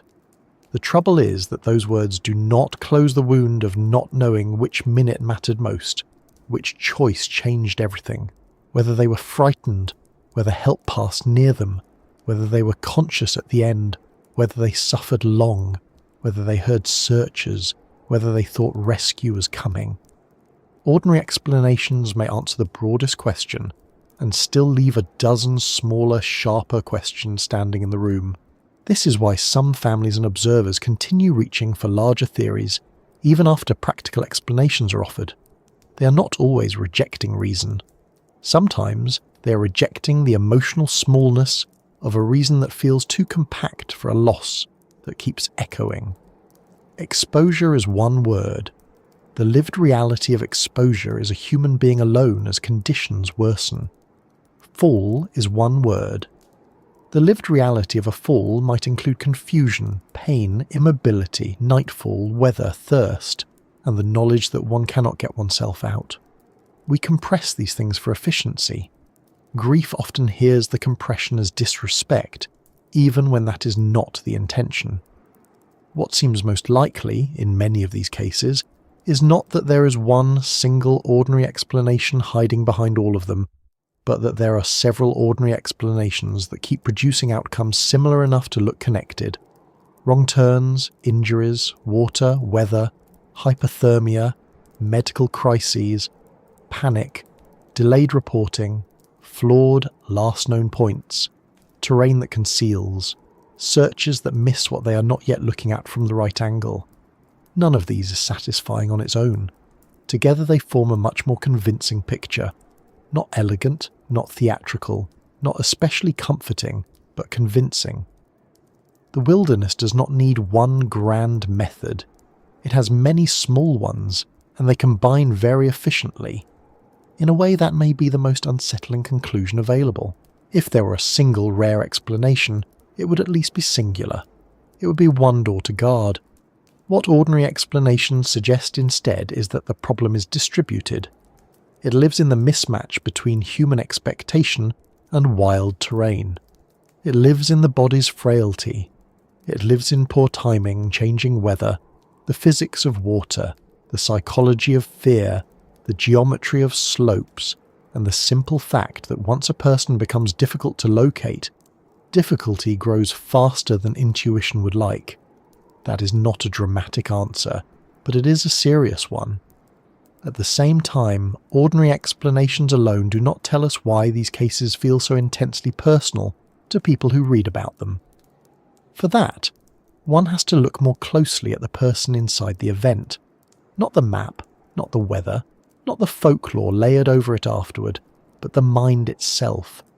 How attention narrows, how fear distorts judgment, how memory edits time, how children and adults behave differently when the environment stops making sense. Because once you strip away just enough of the atmosphere, the next part of the story is waiting there, and it may be one of the most important parts of all. The wilderness can be dangerous on its own. The human mind, when lost inside it, can make danger multiply. There is a certain point in nearly every wilderness disappearance where the landscape stops being the only problem. Up to then, the trouble may still sound physical. A missed turn, a wrong drainage, a creek crossed too late in the day, a storm moving in, a ridge that looked gentler from below. But after a while, especially once fear, fatigue, weather, and uncertainty begin working together, another terrain takes over, the one inside the person. And that terrain can be just as difficult to navigate as the forest, the mountain, or the broken ground underfoot. Perhaps more difficult because at least the land is honest about being what it is. The mind, when under stress, often keeps insisting that it is still helping long after it has started making things worse. That may be one of the most unsettling parts of these stories. We like to imagine that if we were lost, we would become extra sensible. We would pause, assess, conserve energy, orient carefully, make clean decisions, and wait in a dignified, strategically excellent posture until rescue arrived. This is a lovely image. It is also for many people fiction. The human mind does not respond to uncertainty in a uniformly noble way. Sometimes it becomes resourceful. Sometimes it becomes stubborn. Sometimes it becomes wildly unhelpful in a voice that sounds very much like reason. That is part of why people vanish in ways that later seem irrational. They were not operating with the full, calm version of themselves that their families or future readers would like to imagine. Stress changes attention first. This is important because attention is how we stay oriented, and orientation is how minor problems remain minor. In a comfortable state, the mind notices landmarks, remembers the feel of the trail, keeps rough track of direction, and stores little bits of environmental information without much effort. Under stress, that broad awareness narrows. Attention begins clinging to immediate problems. The person focuses on the next step, the next obstacle, the next discomfort, the next source of worry. That narrowing can be useful for a short time. It helps someone scramble across a slick crossing or get through a tense moment on a steep slope. But if it lasts too long, the person stops building a larger picture of where they are. They become locally competent and globally lost. This is one of the reasons people sometimes continue moving when stopping would clearly be better. From the outside, it looks foolish. From the inside, continuing often feels like the only action left that resembles control. Movement gives the mind something to do. It creates the feeling of progress, even when the movement is carrying the person deeper into trouble. To stop is to admit uncertainty, and uncertainty is deeply uncomfortable. Human beings are not good at sitting inside it. We prefer action to ambiguity, even if the action is wrong. In wild places, that preference can become dangerous very quickly. A person may know, in theory, that staying put is wise once lost, but the mind under stress often translates staying put into surrender and moving into hope, even when hope has chosen a very poor route. Panic, contrary to its dramatic reputation, does not always arrive as wild, screaming and obvious chaos. Sometimes it arrives dressed as urgency. The person simply becomes more convinced that the problem must be solved immediately. They rush. They commit too strongly to a guess. They stop checking themselves. They keep descending because going back uphill feels too costly. They cross water because the delay of looking for a better place feels unbearable. They ignore signals that would normally matter, such as fading light, increasing cold, or the fact that they have not seen a familiar landmark in much too long. Panic is often less theatrical than people imagine. It is just speed attached to worsening judgment. Fatigue makes everything worse, and it arrives earlier than most people expect. Wilderness fatigue is not the same thing as being tired after a long day in ordinary life. It is full-body decision erosion. The mind becomes less flexible. Small annoyances begin consuming too much emotional energy. Backtracking feels impossible even when it is plainly the right move. Navigation tasks become irritating rather than important. A thirsty, cold, hungry or injured person starts treating convenience as wisdom, because convenience is all their body wants to hear about. This matters because many disappearances likely pass through a stage where the person is still physically capable of recovery, but mentally becoming less capable of choosing it. Children complicate this picture in their own particular way. A child's mind does not get lost using the same logic as an adult's. Adults usually become lost by trying to maintain a plan that has stopped fitting reality. Children become lost because they are following curiosity, fear, attachment, or simple impulse. They may keep moving because movement feels like the thing one does. They may hide if frightened because hiding feels safer than calling out. They may avoid strangers, including rescuers, because they have been taught not to trust unfamiliar adults. They may think they're helping by heading toward water, noise, or open ground. They may sit down in one place for a long time, or keep walking far longer than adults believe possible. A child's internal map of safety is not the same as an adult's, which is one reason some child disappearance cases seem so difficult to reconstruct. Older adults, especially those experiencing confusion, fatigue, or medical stress, may also behave in ways that baffle the people who know them best. A family member might say, with complete sincerity, that their loved one would never leave the trail, never climb that slope, never cross there, never keep moving in that condition. They are probably describing the person under normal circumstances. But once confusion enters, or fear, or a medical event, the person in the woods is not quite the same person who left the trailhead. That is a painful thing to accept, but it is often true.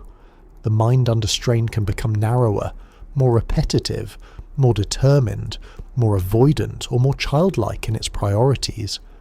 It seeks immediate relief, immediate direction, immediate certainty. It does not always care whether those are being purchased at a terrible future cost. There is also the matter of embarrassment, which sounds small, but has probably contributed to more wilderness trouble than many people would care to admit. Embarrassment delays action. A person realizes they may be lost but does not want to admit it yet, even to themselves.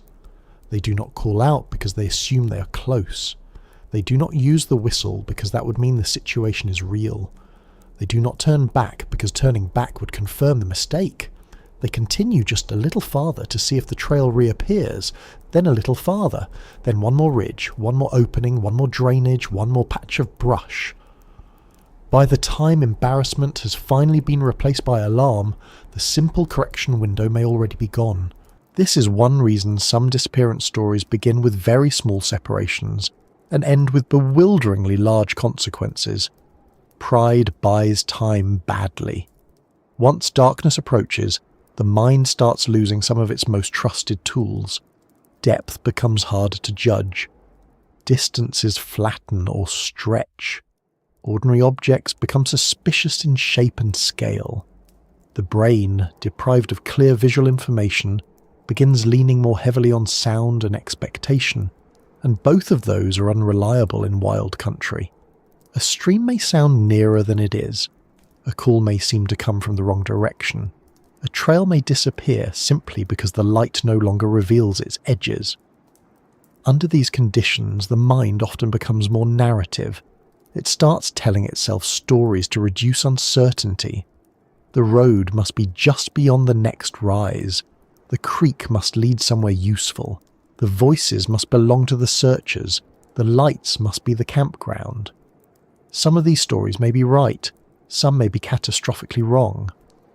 The problem is that once the mind starts craving a story, it often accepts one before it has earned the evidence for it. Fear also changes memory while the experience is still happening.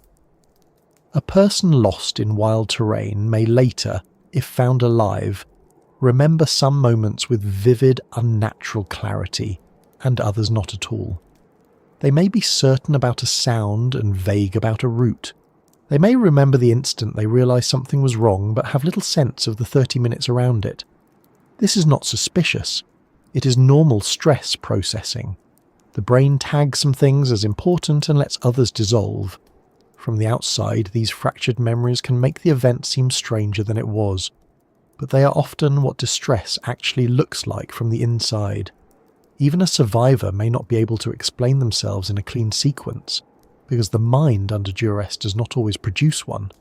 Then there is loneliness, which in wilderness is not merely emotional, it is operational. In ordinary life, confusion is often corrected socially. Someone asks where you're going, someone points out the obvious turn, someone notices you look unwell, someone hears you call.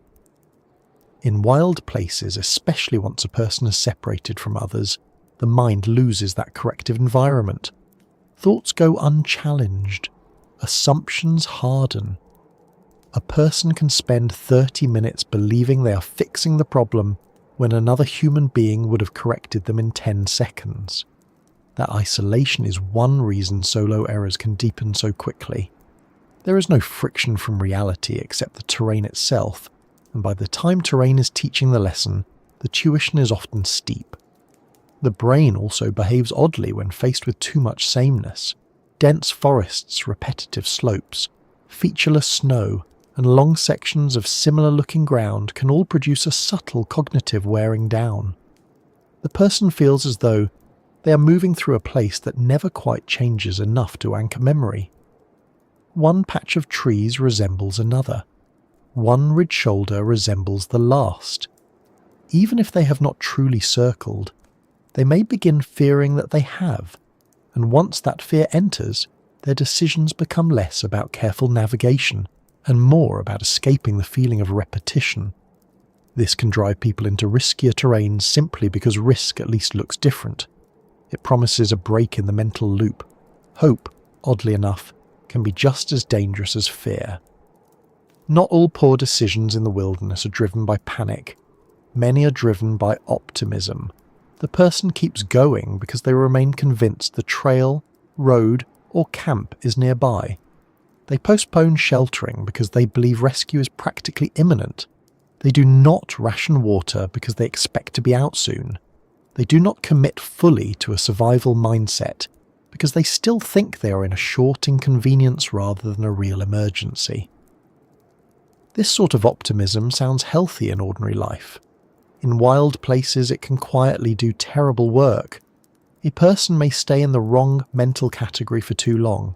By the time they accept they are truly lost, cold, injured, or beyond easy recovery, they have already spent the part of the evening when clear thinking and daylight were still available. One should also consider what the mind does with sound when frightened. In the wilderness, sounds are often ambiguous. A crack in brush may be an animal, a branch settling, another searcher, or nothing meaningful at all. Water masks voices. Wind creates the impression of distant movement. A person under stress may follow the wrong sound, avoid the right one, or fail to interpret sound at all in a useful way. They may think they hear searchers and move toward them, only to descend into more difficult terrain. They may fail to hear actual searchers because their own fear has narrowed perception so tightly that only immediate threats register, or they may choose silence themselves, especially if they are embarrassed, hiding, conserving energy badly, or psychologically overwhelmed. It is one of the crueler parts of these cases that the mind, which ought to help the body signal and orient, may instead participate in the person becoming harder to find.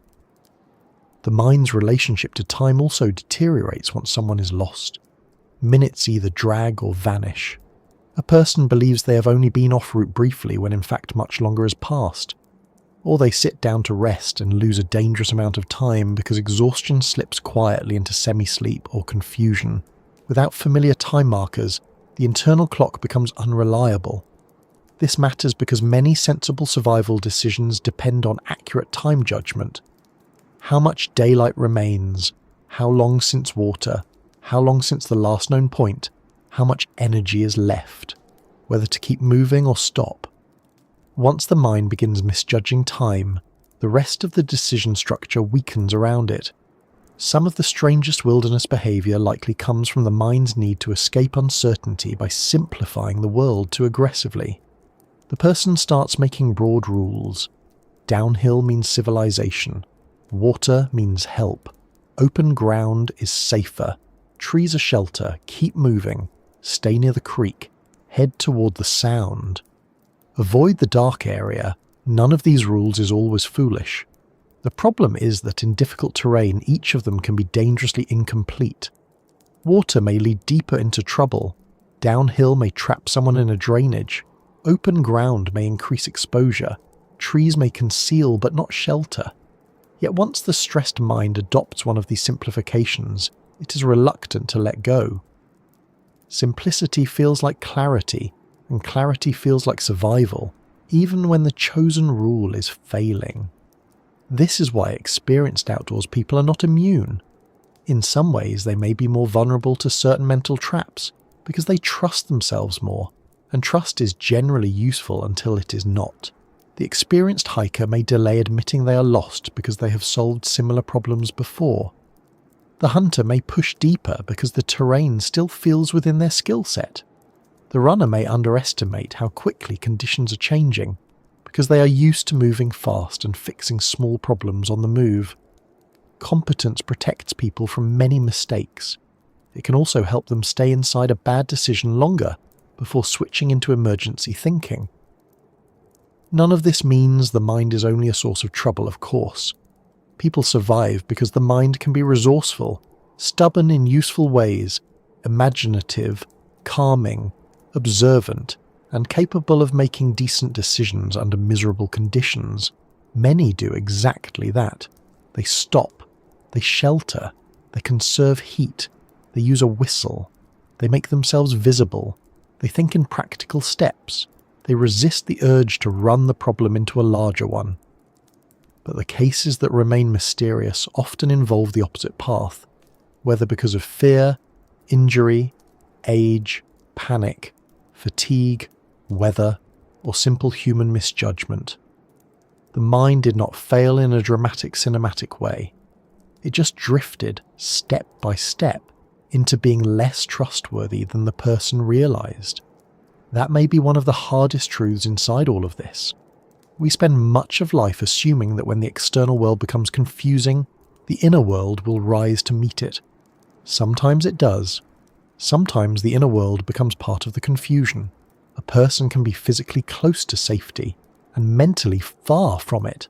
They can have the strength to survive but not the sequence of decisions required. They can hear rescuers and choose the wrong direction. They can still be mobile at the exact point when movement is the worst possible gift.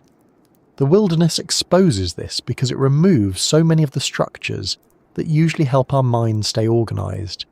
And perhaps that is why these disappearances feel so personal to people who read about them. Beneath the maps, the weather, the folklore and the search patterns sits a very uncomfortable possibility. We're not merely afraid of the woods. We are afraid of what might happen to our own thinking inside them. We are afraid that the mind we trust every day could become narrowed, hurried, confused, proud, or falsely hopeful at exactly the wrong moment. We are afraid that we would not feel irrational while being irrational. We are afraid that from the inside the wrong decision might feel like the only reasonable one. Once that possibility settles in, the whole subject changes.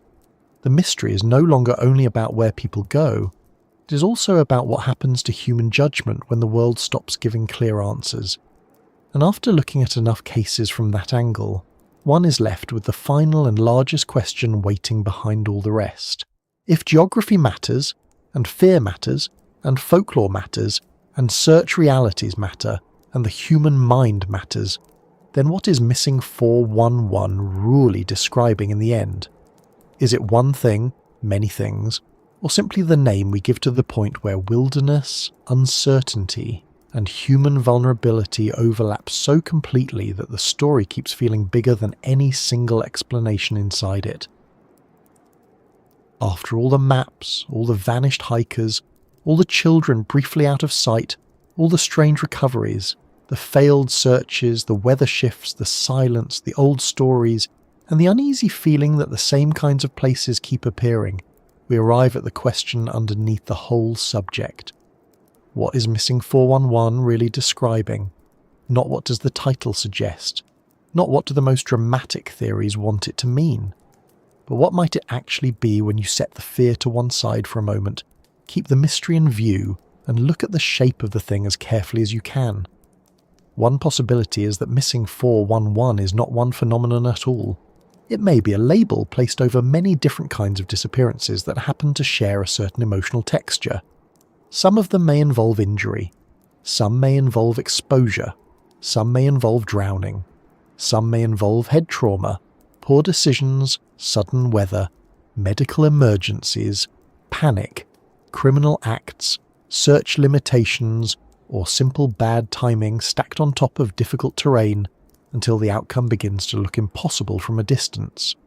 In that sense, missing 411 might not be a single hidden cause. It might be a pattern made from several ordinary causes that produce similarly unsettling results.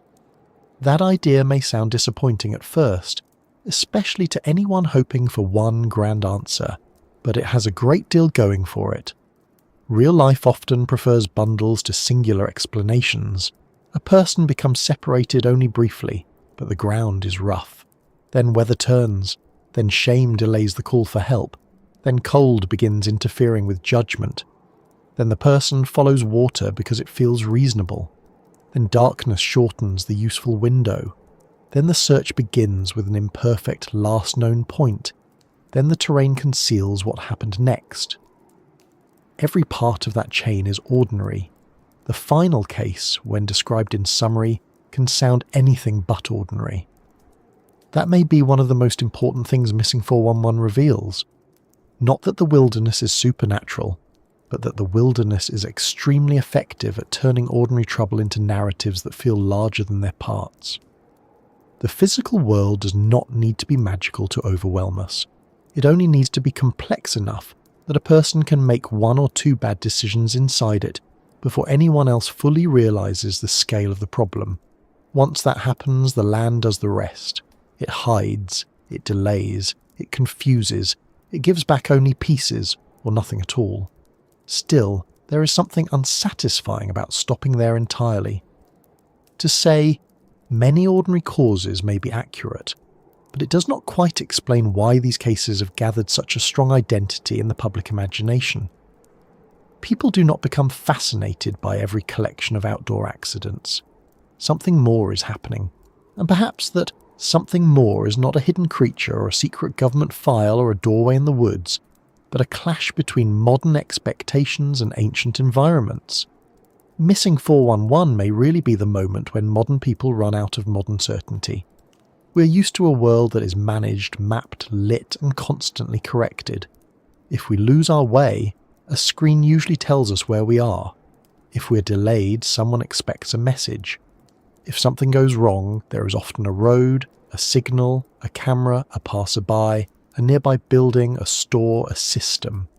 In wilderness, many of those assumptions collapse. There may be no signal, no witness, no clean route back, no easy line between slightly off course and in genuine danger. The landscape does not report to our habits. Missing 411 may simply be the name people give to the shock of discovering that some places are still large enough, rough enough, and indifferent enough to defeat the systems we rely on every day. That does not mean all mystery disappears. It only changes where the mystery lives. Instead of asking, "What unknown thing is taking people?" one might ask, "Why are human beings still so vulnerable in landscapes we believe we understand?" That is a serious question, and the answer may be that we understand those landscapes from outside them better than from within them. We can map them, photograph them, rate the trails, number the campsites, publish weather alerts, and write safety brochures. All of that helps, but once a single human body is tired, cold, frightened, injured, separated, and trying to make decisions in failing light, the map and the actual experience begin drifting apart. Missing 411 might really be the gap between those two levels of knowledge. There is also the question of scale. Most people do not spend much time in truly difficult country anymore. We visit it, we admire it, we drive through it, we hike in it for a day, we photograph it, but relatively few people live with its terms often enough to internalize how punishing small mistakes can become. That creates an interesting imbalance. The landscape is old, but our relationship to it is increasingly recreational. We approach it with confidence borrowed from ordinary life. We expect paths, signs, rescues, visibility, fairness, and reasonableness. Wild places are not always unreasonable exactly. They are simply under no obligation to be convenient. Missing 411 may be what happens when convenience-trained minds enter inconvenience that is older and stronger than they expected. There is another layer too, and it has to do with information. Modern audiences are flooded with stories. We do not encounter one local disappearance and let it settle into regional memory the way older communities did. We encounter collections, lists, documentaries, maps, cross-referenced cases from different states, decades, and terrains, all placed beside one another until the similarities begin glowing. That comparison is powerful. It can reveal real patterns. It can also create a sense of unified mystery stronger than any single case would have on its own. Missing 411 might therefore be partly an artifact of modern storytelling itself, a way of bundling unresolved wilderness cases into a larger frame that feels coherent even when the underlying causes remain varied. That does not make it false. It makes it cultural as well as investigative. It becomes a category not only of disappearances, but of disappearances that feel a certain way. The cases that enter that category tend to have the same emotional ingredients: remote or half-remote setting, brief separation, difficult terrain, strange timing, weather complication, weak evidence, odd recovery details or no recovery at all, search frustration, incomplete explanation.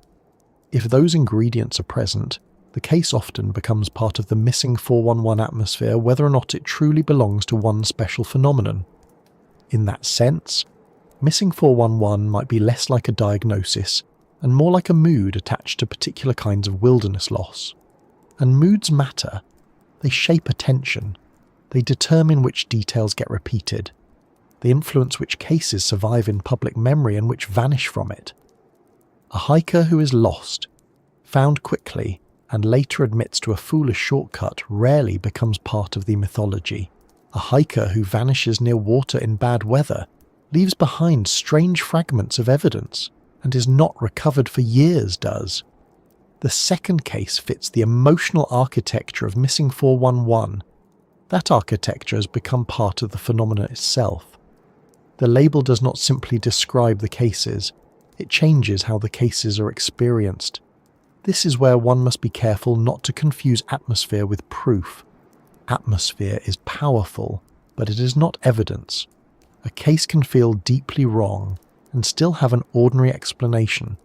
A place can gather reputation and still just be dangerous land doing dangerous land things with grim consistency.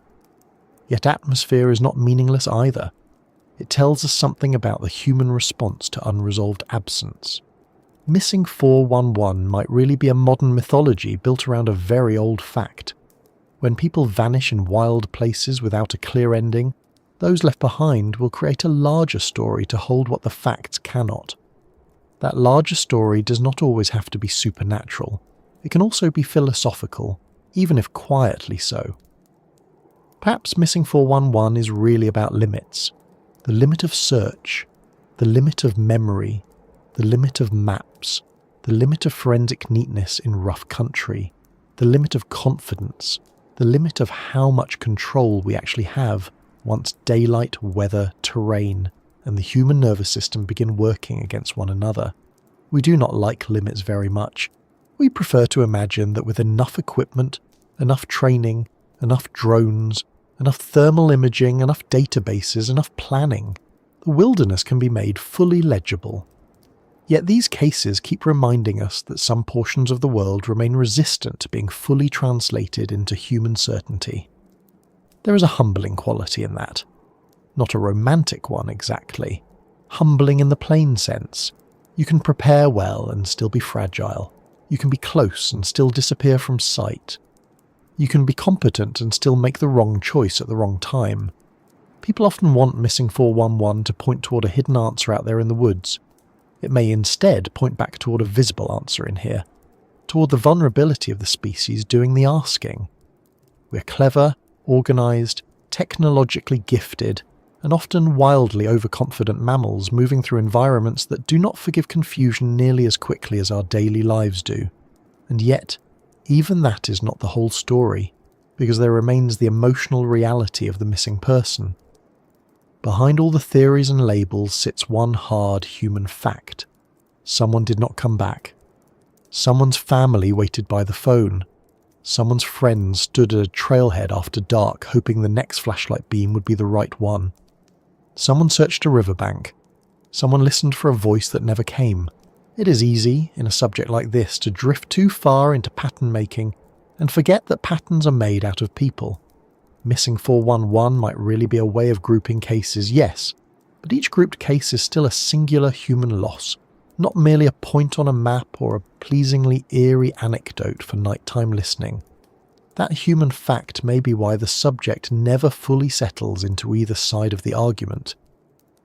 It is not enough to say it is all mystery, because many of the mechanisms are probably ordinary.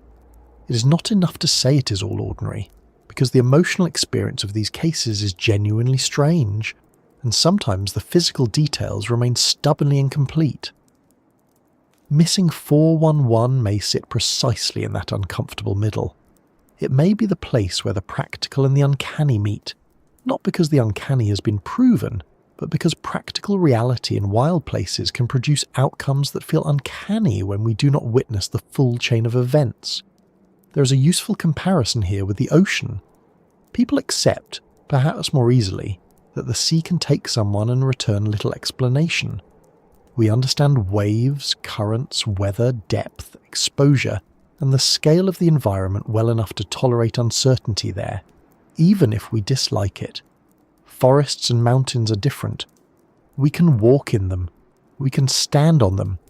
We can see familiar objects like trees, trails, rocks and streams. They look closer to human scale. That may be why disappearances there feel more offensive to the mind. The person should be findable, surely. The ground is right there. And yet Missing 411 may be what happens when people realise that land can keep secrets almost as effectively as water, only with much better camouflage for the illusion of accessibility. Then again, perhaps the reason the subject remains so active is because it allows people to rehearse a deeper fear in a manageable way. Not merely the fear of getting lost, but the fear of becoming unreachable, of stepping just far enough outside the network of ordinary human correction that one's story stops being fully knowable. That is a very old fear. It is bigger than national parks and modern case files. Missing 411 might really be a contemporary language for that ancient discomfort. The wilderness provides the setting, but the deeper theme is separation, the possibility that a person can remain humanly close and still slip beyond the reach of certainty. If that sounds bleak, there is another side to it. These cases also reveal how much effort people will spend trying to close that distance. Search teams, volunteers, families, pilots, handlers, investigators, strangers reading old reports decades later and still hoping some forgotten detail might make sense of a vanished afternoon. Missing 411 may be about absence, but it also reveals a stubborn human refusal to let absence stand uncontested. We call out into the dark, we search the ravine again, we fly another pass, we check the creek, we return in another season, we gather the fragments, we compare, we remember. Even folklore, for all its distortions, is partly a refusal to let the missing disappear completely from the shared imagination. Perhaps that is why the subject remains both sadder and more serious than its more dramatic followers sometimes make it sound. The real weight of it is not in spectacular theories. It is in the ordinary pain of uncertainty stretched over time. It is in knowing that some answers may be physically possible and still never arrive. It is in recognizing that the land can outlast the search, the weather can outlast the evidence, and silence can outlast almost everyone's patience except the family's. If missing 411 means anything lasting, it may be this. Some disappearances resist neat endings not because the world is enchanted, but because the world is large, rough, indifferent, and full of moments where human plans are thinner than we like to admit. So what might missing 411 really be? It might be a collection of cases shaped by terrain, weather, human behaviour, and incomplete evidence. It might be a modern folklore system built around unresolved wilderness loss. It might be a warning about overconfidence in places that do not care how prepared we feel. It might be a reminder that ordinary explanations are not always simple, and simple stories are not always honest. It might be the name people give to the overlap between natural danger and narrative discomfort, where a practical event leaves behind an emotional residue too strong for plain language to carry easily. And perhaps, in the quietest sense, it might also be a lesson in humility. Not the performative kind, the useful kind.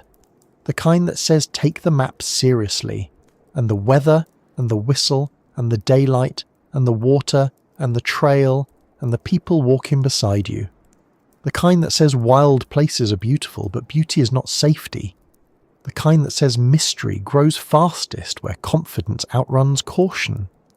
The kind that says some of the most frightening stories begin not with monsters, but with very small, ordinary moments no one understood were final at the time. And now, as we come to the end of this long and careful walk through the subject, we are left with a question that is still not neatly answered, only better understood. Why do people keep disappearing in the same places? Perhaps because those places are very good at exposing the fragile edge where weather, terrain, time, fear, and human judgment meet. Perhaps because once a few such stories gather, every new one arrives already carrying the weight of the last. Perhaps because the wilderness is not supernatural, but is still more than enough. And perhaps because we continue entering it with the old human hope that the world will remain readable when, now and then, it simply does not. So wherever you are tonight, whether the room around you is bright, dim, or nearly dark, whether you're listening with rain outside or just the ordinary hush of late evening, I hope this little journey has given you something to think about, and maybe something to respect a bit more deeply too. If you found this calm or interesting, or a good companion for the quieter end of the day, I would be ever so grateful if you liked the video, subscribed, and shared it with someone else who enjoys these slow wanderings through history, science, mystery, and the stranger corners of human experience. For now, though, it is enough just to let the trail end here for the night. Somewhere, the woods are still dark. Somewhere, the mountains are holding their weather. Somewhere, a map is folded back into a pocket. And somewhere in all of that, between what we know, what we suspect, and what the land never fully explains, the question remains, quieter than when we began, but no less real. Sleep well and stay close to the path.